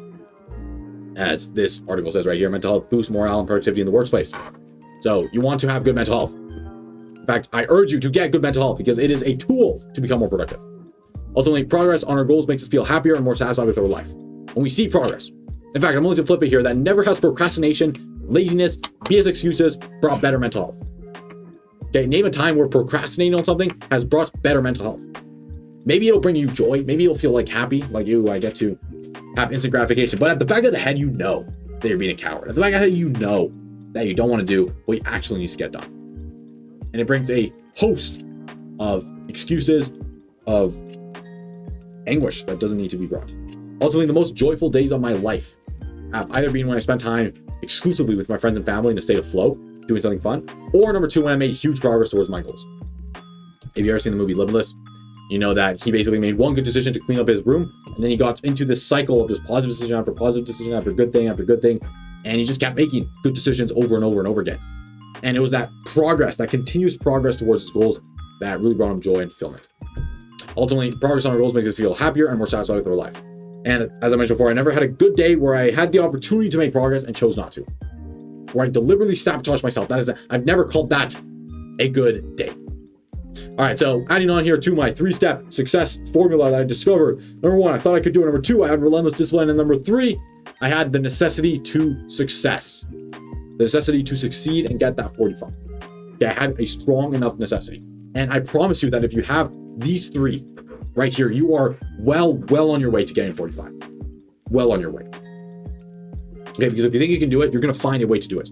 If you then have the relentless discipline, the gamification aspect, you take consistent action, then the marks will come. And then if you have a necessity to succeed, not only do you have the push to continue working even when you don't want to, but you feel like you not only want to get that 45, but you have to. You need to get that 45. There's no other option, but you have to do it. All right, ultimately passion, throw that out the window. Instead, be obsessed. Okay, don't do this in a negative way. I'm not saying obsession, like just be completely obsessed, but having a somewhat healthy level of obsession and let me just better define actually before I say that what I mean by obsession. Okay, obsession does not mean nonstop work. Obsession does not mean I'm completely burning out, all right, or I'm disallocating everything else in my life. Obsession simply means that you're allocating your attention towards one thing, towards success.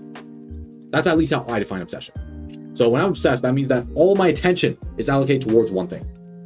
And again, you can have balance with that. So if you're of the balance type and you want, in fact, I recommend it for good mental health, having time with friends and the rest of it. You can spend some time on the side with friends and the rest of it and still be quote unquote obsessed. But I call obsessed just focusing on one thing and not being distracted by a lot of BS that's happening. So instead of just being passionate, have a little bit of obsession. Okay, you don't need to be completely insane with this, but just having a little bit of healthy obsession can give you that necessity you need to succeed. Ultimately, with a necessity strong enough, you'll find a way to succeed. And what I mean by that is you want to have 100% of your attention allocated to your success. Okay, I talked about this earlier, but time and attention are truly your 2 most limited resources. In fact, you can think of your attention, and I would ultimately argue that in some cases, attention is more valuable than time. You can think of your attention as this glass of water, and you're trying to grow the largest garden possible, which would be, coincidentally, the fruits of your labor. And now, if you allocate all of your attention, all of that water is channeled towards one plant, the oak will grow. But if you just scatter the attention randomly, not towards one plant, well, it's very challenging that any plant at all will grow. Okay, yet most students live their life in that way where they scatter their attention completely, unable to focus in on one thing. Ultimately, the mindset shift here is to find out where your attention is being allocated. That way you can channel it towards, sure, the IB Diploma, but also towards your university acceptance, towards your extracurricular, towards all the other commitments in your own life. You want to find out where it's being leaked, where it's being pulled away, and then where you want to allocate it towards in order to expand, right? So when I realized this in my own life, I wrote down, first of all, I wrote down all my attention splits on a piece of paper. All right, so before I go to bed, I write down right here. I spend maybe like 5 to 10 minutes just writing down where my attention is, what I'm thinking about, what I'm worried about, what I'm procrastinating on, because I procrastinate as well. I'm a human, so I do procrastinate, and I ask myself, okay, why am I procrastinating? Like, why am I procrastinating? What am I procrastinating on? Ultimately, I found out what my attention was allocated towards, and I started to realize, especially in the IB Diploma, that I was split between so many different things. Between school dramas, between useless ECs, between useless clubs, between all this other extracurricular thing. In many cases, these were burning me away from allocating my attention towards achieving success in the IB Diploma. And if you look at the water analogy right here, and you have all these attention holes or attention leaks, these ultimately end up becoming wasted potential. So, in order for you to allocate and use what I would argue to be your most valuable resource, your attention, you want to destroy and eliminate these attention leaks. This can be thought of as the bandwidth that is choking your overall mental potential. Okay, it's choking your ability to succeed. Eliminate it, first identify it, and then eliminate it. Okay, and then you can really make the one tree blossom, which in this case would be the IB Diploma. All right, something incredible happens, and I realized this in the later months of the IB Diploma. Something incredible happens when you can allocate all your time towards one thing. As I mentioned before, during the pandemic, when the school shut down, a lot of my ECs were canceled, I had all that time to just focus on one thing. Focus on the IB Diploma. Allocate my attention towards that one thing, building the incredible tree. And I'm telling you, something magical happens when you have all of your attention towards one thing. It's incredible. It's really incredible. Ultimately, we want to eliminate these attention leaks. Okay, because most people live their life like this. It's difficult to look at anything right here. It's just this complete scatter graph of boxes, colors. It's just static. No one knows what's happening. Instead, Bjorn focuses his attention on his relationships, so his family and friends, his health, and his purpose. And then the recovery, he does it in the background. And then the Giga Grizzly, if you want to take this to the true beast mode, next level, he focuses all his attention on the purpose. Which, your purpose in this case, if you want to get into a top university, would be getting those top scores in the IB Diploma. And then you want to create what is known as a bubble of silence, where you're unable to be reached. You have a surveillance system that is protecting incoming missiles, right? Incoming distractions from pulling you away from a state of flow. Okay, your goal whenever you sit down to do work, whether you're doing past paper questions or writing your extended essay, you want to focus on truly reaching a state of flow where you're completely absorbed in the task at hand and nothing else matters. Nothing. So you want to set up those systems in your own life to block away the attention deficits, right? The attention leaks, the distractions that are coming in and choking your potential. Okay, block them away. And then ultimately you want to orient their attention, or orient your attention around your purpose. And this comes down to this magical word right here, which is no. Now, a few things to know about this word, and this word is one of my favorite words to use. I love saying no more than I like saying yes, because no actually means freedom. It means saying no to low-value tasks that don't excite me, instead of saying yes to the tasks that excite me the most. Ultimately, you need to understand that yes is easy, but no is truly the master skill. Let me show you who truly mastered this was Steve Jobs, where he mentioned that deciding what not to do is just as important as deciding what to do. Right? Focus is about saying no. In fact, he went on to say that freedom isn't the ability to say yes, it's the ability to say no. So, are there certain activities that are leaking away your attention to focus on the IB Diploma? Certain hobbies, certain ECs, certain tasks? You realize that a lot of the IB Diploma success comes down to the other aspects of your life. All right, this is a good one for your notes. It's not only what you're spending your time on with the IB Diploma, but it's everything else in your life that will really determine your success in the IB Diploma. Great, because it's all interconnected and it's all utilizing what? Your most valuable resource, which is your attention and your time. But I would argue your attention is more important. And I noticed this when I was in the IB Diploma.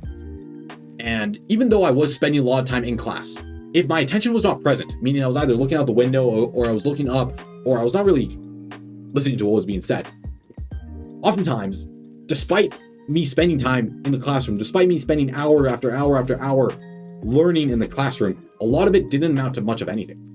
Yeah, I can spend a lot of time, but if my attention is not allocated there, it does not matter.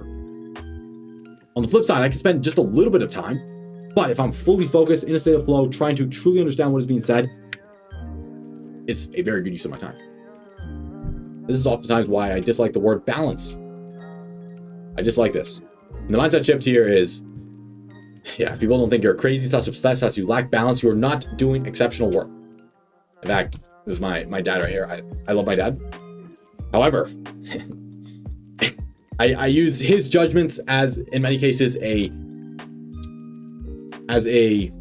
again, I love my dad. I'm not saying this in the wrong way, but oftentimes I use his judgments as a benchmark for what I should and should not do. So for example, when he says that I become too obsessed with X, oftentimes I know that I'm on the right path. So he told me one time that you're too obsessed with your productivity project. And then, as you know the story, I ended up overachieving my goal. Or he says you're too obsessed with videos. And then I overachieved my video goal. Then you're too obsessed with fitness. Then I achieved my fitness goal. Then you're too obsessed with school. Then I achieved my, IB goal right here. Ultimately, it comes down to having that relentless will to succeed. If you've ever seen the movie Whiplash, again, I don't suggest you go down this path of being obsessed completely with Whiplash, right? Because what ends up happening with Neiman is pretty sad in the end. But long story short, ultimately, this can work as a spring pad to incentivize yourself to build the habits long enough that you have the habits going on in the background and you don't even realize that they're happening. In other words, you want to push yourself towards taking consistent action, maybe through obsession, maybe through the necessity, maybe through having that relentless will to succeed, up until the point where you're able to build the habits, and then you don't necessarily need to rely on that will to continue to take consistent action.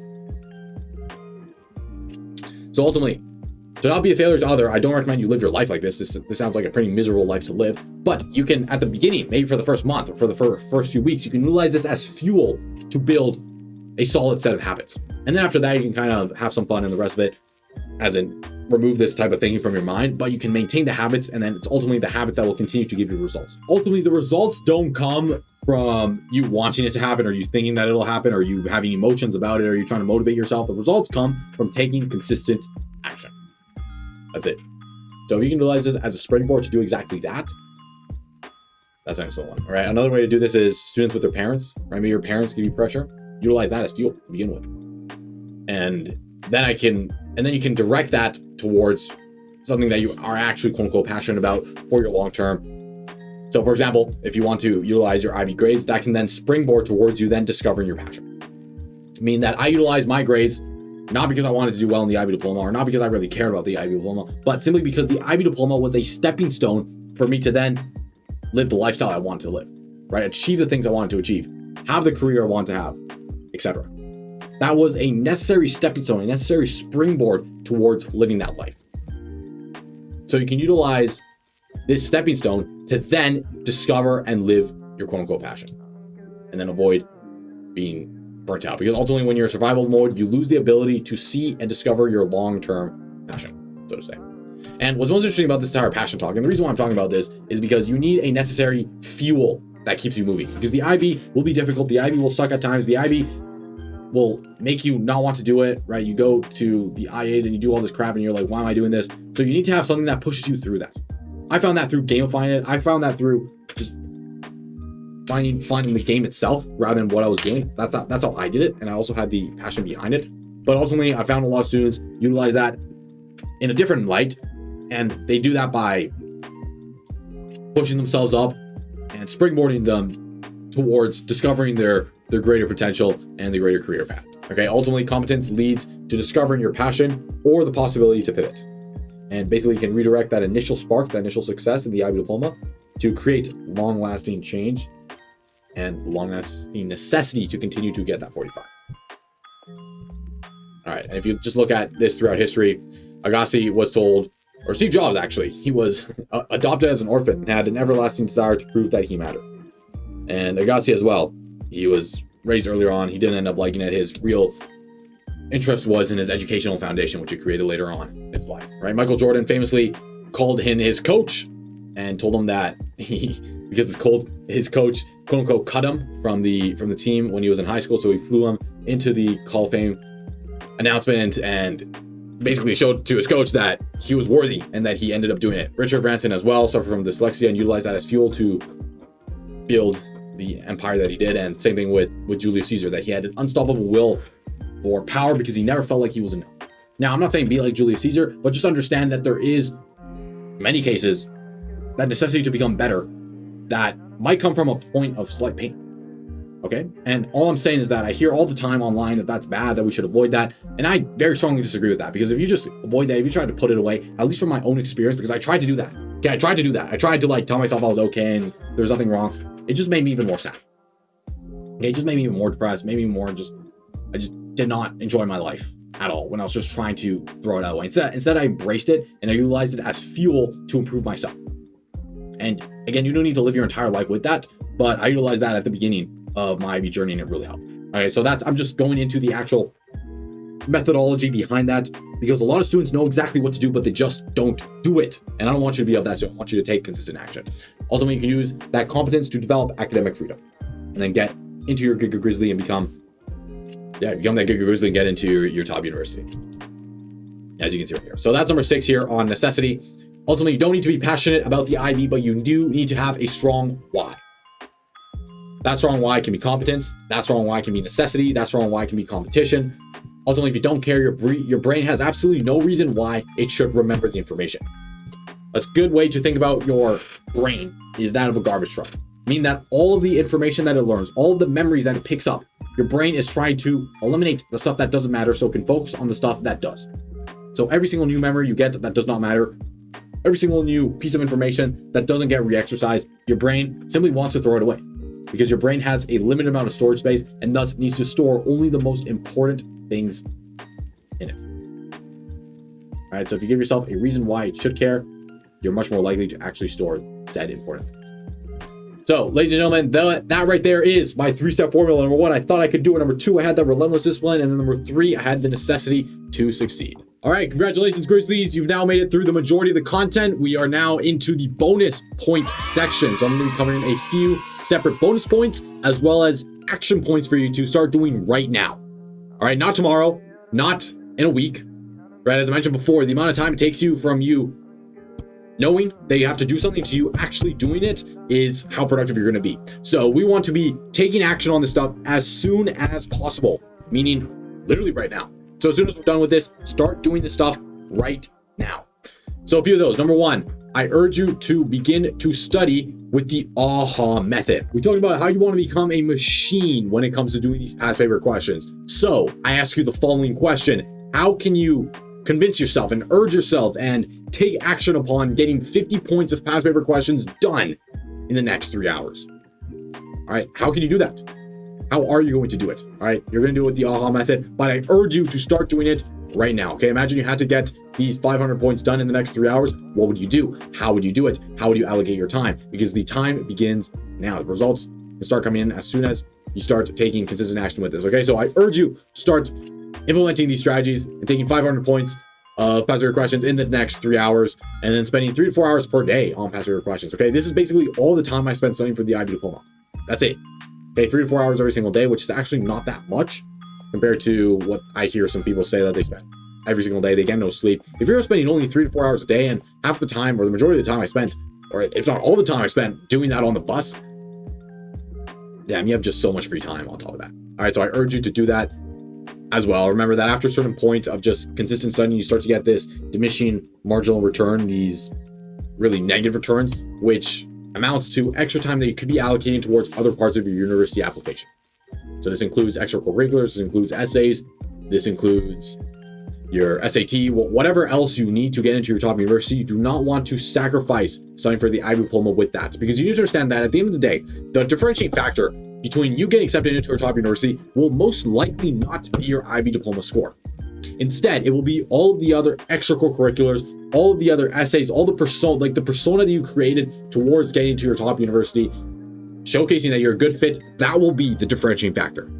That is how the university admission game is set up in today's world. So you want to be spending as much time there, as little time as possible, really, in the IB Diploma, just enough to get that 45. And this is really just a good amount. Okay, if you're in this range, doing as past paper questions as fast as possible with the Easter egg that I showed before, if you look at the video there, I go through a very clear example of how to do that. You are in great hands. Ultimately, you want to eliminate what is known as attention atrophy and reach a state of flow where you're completely locked in and focusing on one thing at a time. So I urge you to build the ability to stay focused on one thing. How do you do this? Well, something very simple called mindfulness. And the thing about mindfulness is that you don't need to be meditating to do this. You can literally do this at any time during the day, when you're on the bus going home from school, you can just look outside, and maybe during your breaks, instead of studying on the bus, you can just be mindful of what you see outside. Okay, what do you notice? What do you take in with your senses? What do you actually hear? When you're eating at the dinner table with your family, instead of thinking about the next assignment you have to do or the next piece of homework, be completely present in the moment. All right, it'll build that ability to really focus in on one thing at a time. So if you want, again, some one-on-one time, some Q&A with myself, a walkthrough of exactly how to do that, you can go ahead to grizzly.com/apply and apply for the Training Academy. And on top of this, I believe you get a bonus time either with myself or one of my teams. For a limited time, it might actually be open to myself, depending on when you're watching this video. So go ahead, apply if you want to speak one-on-one with me, and I can help you out however you want. This is the place to do it, okay? If you send me emails on trying to schedule time to speak with me, I'm just going to redirect you to this page. So go ahead, complete the application, and I'll see you on the other side. So number 2 thing of the bonus and action points to do is your routine. Ultimately, understand that unsuccessful students do more of the things that successful students don't do. So I urge you right now, instead of asking yourself, what else should I be doing? Ask yourself, what am I doing that successful students are not? And even if you are doing the same things, it's not about whether or not you're doing it, but to what extent are you doing it? How much time are you spending doing that thing? So if you are spending a lot of time on ineffective study methods, such as reading the textbook, cut down, stop doing them. If you're spending a lot of time on useless extracurriculums, cut down, stop doing them. If you're spending a lot of time maybe being distracted playing video games, cut down and stop doing them. That's the biggest tip here. Ultimately, as I mentioned before, the binary thinking compared to what extent am I doing this?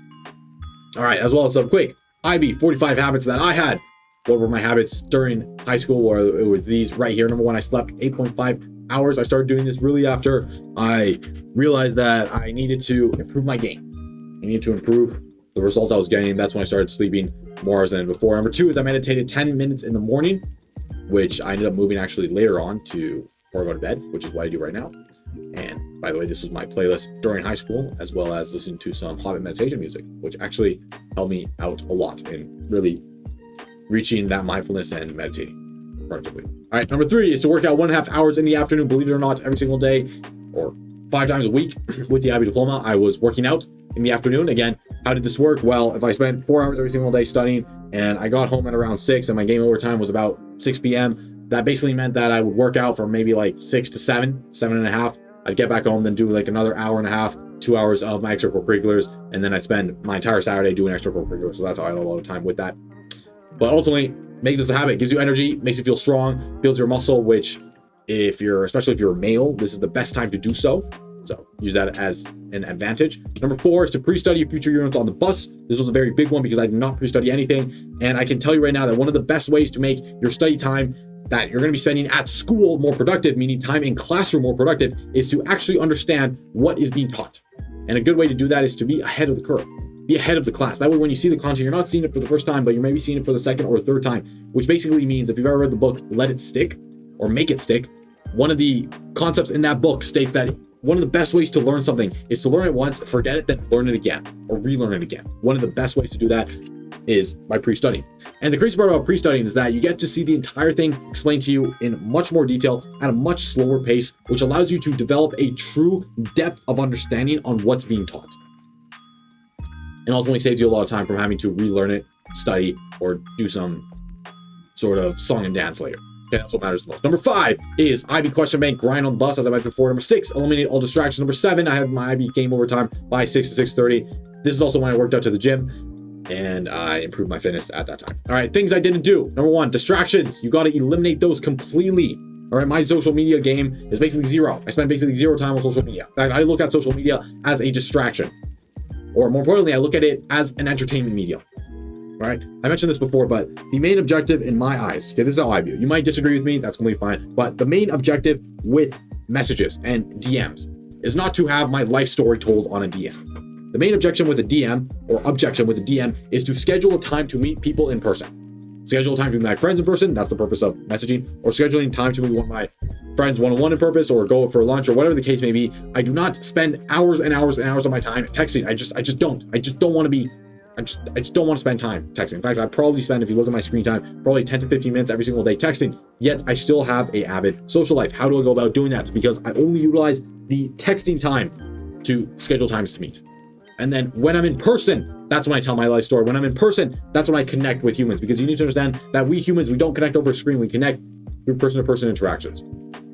All All right, again, if you want more one-on-one help with this, I urge you. I cannot stress how important and how valuable this will be in your own life based on the resources and provided, as well as the feedback given by all the other students who went through this. So I urge you again to apply for the Training Academy. You get one-on-one mentorship with myself. Please go ahead and do that. The other things I did not do was I did not eat sugar. In fact, this is something I've really been implementing in my own life right now. Zero sugar. I urge you to have a zero sugar diet. Okay, not just 1 or 2 grams, but zero. Zero. This includes removing sugar from ketchup. This includes removing sugar from other condiments, from other areas that you don't really realize that there is sugar. So go ahead, identify those in your own life and eliminate them. All right, ultimately, I did not read the textbook either. So throw these out the building. And in fact, I remember when I first got these, I put them in my locker and I didn't touch them again until the end of the year. So that's my feedback on that. YouTube resources I use. People ask me all the time, well, how did I study? How did I pre-study? What YouTube resources I use? Excellent question. This is the ones I did. So for economics, I use Jason Welker from the actual content itself. Excellent guy. Love his economics. Jason, if you're watching this, I'd love to do some type of collab. If you're Jason's teachers, forward this video to him. I love your content, man. I learned so much from it. Helped me a lot in economics. The other guy that helped me a lot was this guy right here, Econ Plus Dal, who basically goes, I like Jason's content more when it comes to actually teaching the economic curriculum, but I like Econ Plus's Dal's strategies more, meaning that Econ Plus Dal goes into a lot of the nitty gritty on how to get top scores on paper 1, paper 2, and paper 3. He goes into exactly how to do it. So if you want that type of content, you're looking for those type of more meta strategies rather than content itself, go ahead and check out Econ Plus Dal's content. Next is physics. So physics content, Chris Donor is your guy. Chemistry content, MSJ Chem, love this guy. And just basically question bank everywhere else, okay? This is where I also learned a lot of my content, doing the question bank. I cannot tell you how well this works specifically for chemistry. In chemistry, this was the biggest success. A lot of the time, I knew just a little bit of the chemistry content, but I started doing question after question after question, and then the questions were telling me what to study. So I did a past paper question, I realized, okay, I don't know what this is. Let's look at the solution. Let's do my own research. Let's search up it. Maybe it's, I don't know, organic chemistry on homogeneous series. So I go online, search up homogeneous series. What exactly does that mean? Boom, boom, boom. Learn all the bullet points. In fact, the answer tells me what the bullet points are to learn. Understand them, remember them, and then do the questions over and over and again. And that's basically how I learn a lot of my content, by doing question bank questions. Okay, as I mentioned before, I did not read any textbook. In fact, I don't think you need to. Instead, you just got to do as much active recall as possible because that is the most applicable for you getting those 45s. Next, when did I do my IAs? Good question. I did my physics IA on something very simple. Okay, the IAs do not need to be your magnus opus. They do not need to be something incredibly complicated. In fact, I very rarely do I see complicated stuff actually do well in the IB Diploma. Okay, in fact, it just makes everything more difficult. Makes it challenging. That's all I'm going to say. Just makes it difficult for you to get a good mark because you don't understand what's going on. You're trying to prove to, by the way, this is the crazy part about IAs, is people who choose difficult concepts, i.e. they choose difficult topics with the IAs. It's kind of funny, actually, if you think about it. They're choosing something that's difficult to them, but the teacher's already seen. So it's not impressive to the teacher, but it's impressive to the student. So the student thinks that by picking something more difficult, they are flexing to the teacher that they're smarter, when in reality, the teacher is not impressed because they've already seen the content that you're doing, because they've hopefully are knowledgeable about mathematics. So they have more knowledge than you, so they know probably what you're talking about. If you're talking about partial derivatives and trying to, like, with your math IA, you're trying to surprise the teacher, they already know what partial derivatives is. So the only person you're surprising yourself, and more importantly, the only person you're confusing is the teacher and yourself, because you don't understand really what's going on. You haven't learned it, so you're trying to learn it yourself. So you're kind of doing this ad hoc learning method type of approach. You're also trying to make it more complicated to make it look like you're smart, when in reality, you're just confusing the other person. Make it as simple as possible. I urge you, just make it as simple as possible. I made my physics IA incredibly easy, incredibly simple. In fact, I did mine on literally measuring the change in what was it? The change in discharge time in a capacitor when I changed the resistor. All right, for those who don't know physics, that is very easy stuff. In fact, that's one of the units. In fact, we didn't cover the unit. By the time we did that, we didn't cover the unit. So I went ahead, I learned it. Very simple stuff. Okay, very simple stuff. So I got a prediction on exactly that. When I saw all the content and when I saw the data, it was very clear to me what was happening. It was very clear for me to write my analysis. It was very clear for me to do the entire thing because I knew exactly what was being done. So don't fall to the trap of trying to make more difficult things. Just my experience, especially with physics IA. That's the first one. So I did that one in March of my DP1 year. So that was right at the end of my DP1 year, right? So I started in DP1 in September of 2019. I finished in I finished in May of 2021 with the exam route. I did the exam route. I because in the pandemic they had like a non-exam route. I ended up doing the exams and everything in May of 2021. Ultimately, so when I did the IA, so physics, March, I did the IA on the capacitor. Then I wrote my economics IA shortly after that on micro. I wrote my economics macro IA at the beginning of DP2. And the third one, because there were 3-point, I think it might have changed now, but it was a 3-part IA. I wrote half of that in the middle of DP2. Chemistry IA, I wrote that right at the beginning of DP2. Mathematics IA, I wrote that at the beginning of DP2 as well. I wrote that basically at the same time as my chemistry IA. In fact, I think I did my chemistry IA a little bit earlier. So I must have done my chemistry IA in September, and I did my math IA in October, which was brutal. Like those 2 months were just brutal. And I was very happy that I already learned all the content, because in that month I got a perfect score on my physics test, on what was then energy production. I don't think they have it anymore in the new curriculum, but energy production, I got a perfect score on that. And I also got a perfect score on my mathematics derivative, and I almost got a perfect score on my integral. The reason why I did that was because I spent not the summer, but the ending of DP1 really mastering those concepts. That way, when I got to the IB Diploma, I already knew what was going on. To DP2, I already knew what was going on. That saved me a lot of time, especially with my IAs. So that was chemistry IA. I did my extended essay during the summer on rocket propulsion. In fact, if you want my extended essay, if you want to read the entire thing, you can type in the code extended essay on the Salmon page. So another bonus Salmon, congratulations, extended essay on the Salmon page if you want to read my entire extended essay. And then my Spanish IA, I did it in November. And my final IA, which is my English Slang Lit, I did that one in December. And it was something about the English IA is that we were supposed to do it at the end of DP1. Like that's when we had it planned. So I did all the preparation for my English IO at that time. So I was ready to present it basically in May of the end of DP1. And then we pushed it back to September. So I'm like, all right. Then we pushed it back again to December. And then my teacher pushed it back again to February. So I told my teacher, I'm like, hey, I want to do it earlier. So I ended up doing it in December, which basically meant that I had my English IA like half a year done before the actual due date. The day I ended up presenting it. So that was a lot of fun. I had a lot of time to really nail down that IO, and I think I did pretty well on it. So those are my IAs. That was my extended essay. My TOK, I did the presentation, which they don't have anymore, but I did the presentation at the end of my DP1, and I wrote the essay at November of my DP2 year. And I really enjoyed actually in TOK, and the reason why I did was because I just got to write about my own experience in my essay. And then I just kind of like that. I don't know why. It just felt like the most human part, so to say. I know some people will disagree with me, and there's a bunch of people who hate TOK, but I just think a lot of TOK has to do with the teacher you have. If you have a poor teacher, I can 100% agree. I can definitely see that it sucks. But the thing is, I had a pretty good teacher who was pretty passionate about this, and I just did my entire thing on really just my own experiences, animating, my own experiences with I did my own like flat earthers. So it was entertaining to say the least. All right, third point right here, social life. When did I do this? How did I do it? Etc. I'm not showing any pictures here of my social life at partying because I have to go ahead and ask my friends and the rest of it for permission. But basically, this is how it goes. Friday evening, I would hang out with my friends. Saturday evening as well, and then Sunday I spent the full day skiing. So this was myself skiing with my dad and then a few of my friends as well here on the right hand side. All right, then diet. What exactly was my diet? Again, disclaimer: this is not medical advice, and this is not the diet I have right now. In fact, I don't agree that this is the best diet, but this is what I was eating, so I'm just telling you what I did. I don't think it was the best in retrospect, but this was a normal day. I have like 500 or 600 days or something on this app, on this Lose It app tracked. So I actually use this a lot, but this used to be my favorite snack during high school. Brown bread with avocado with eggs and bacon on top, and then some oatmeal. So this was normally, I remember exactly, it was normally like 900 to 1,100 calories in the morning.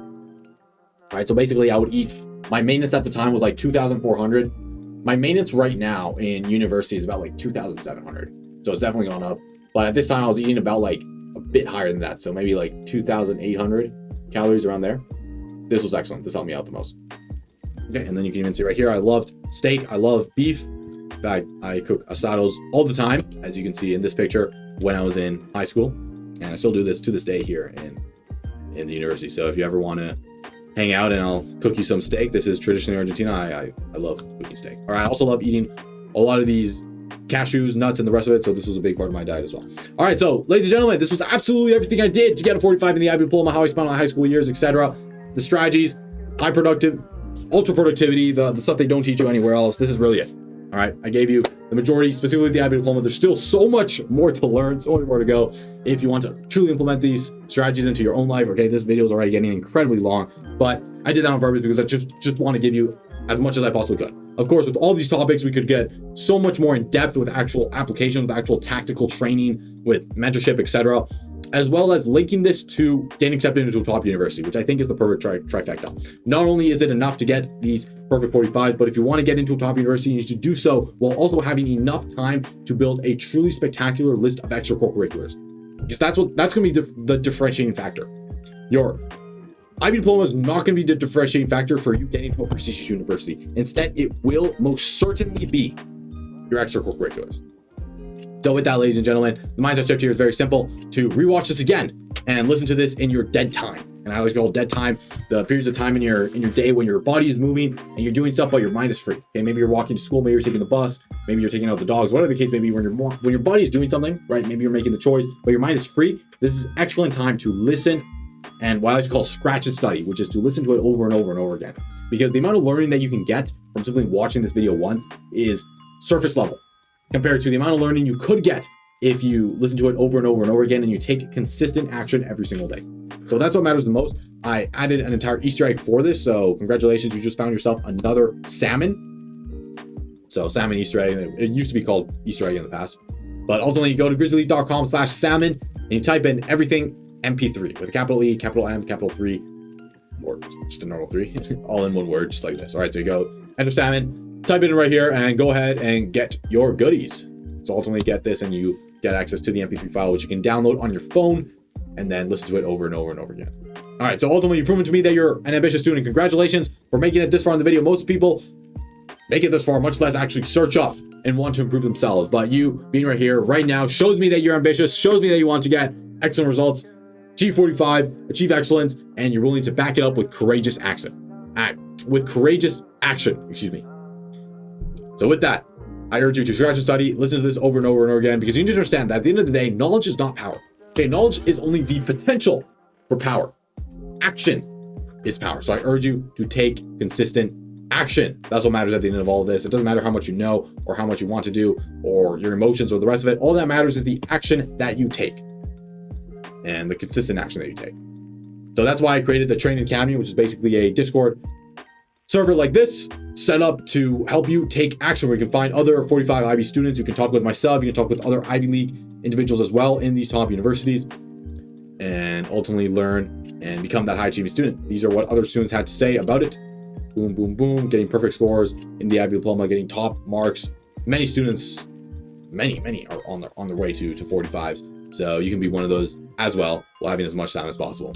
All right, so if you have questions, help with your unique situation, want some university admission advice, want to speak with me one-on-one, whatever the case may be, you can apply right now, grizzly.com/apply.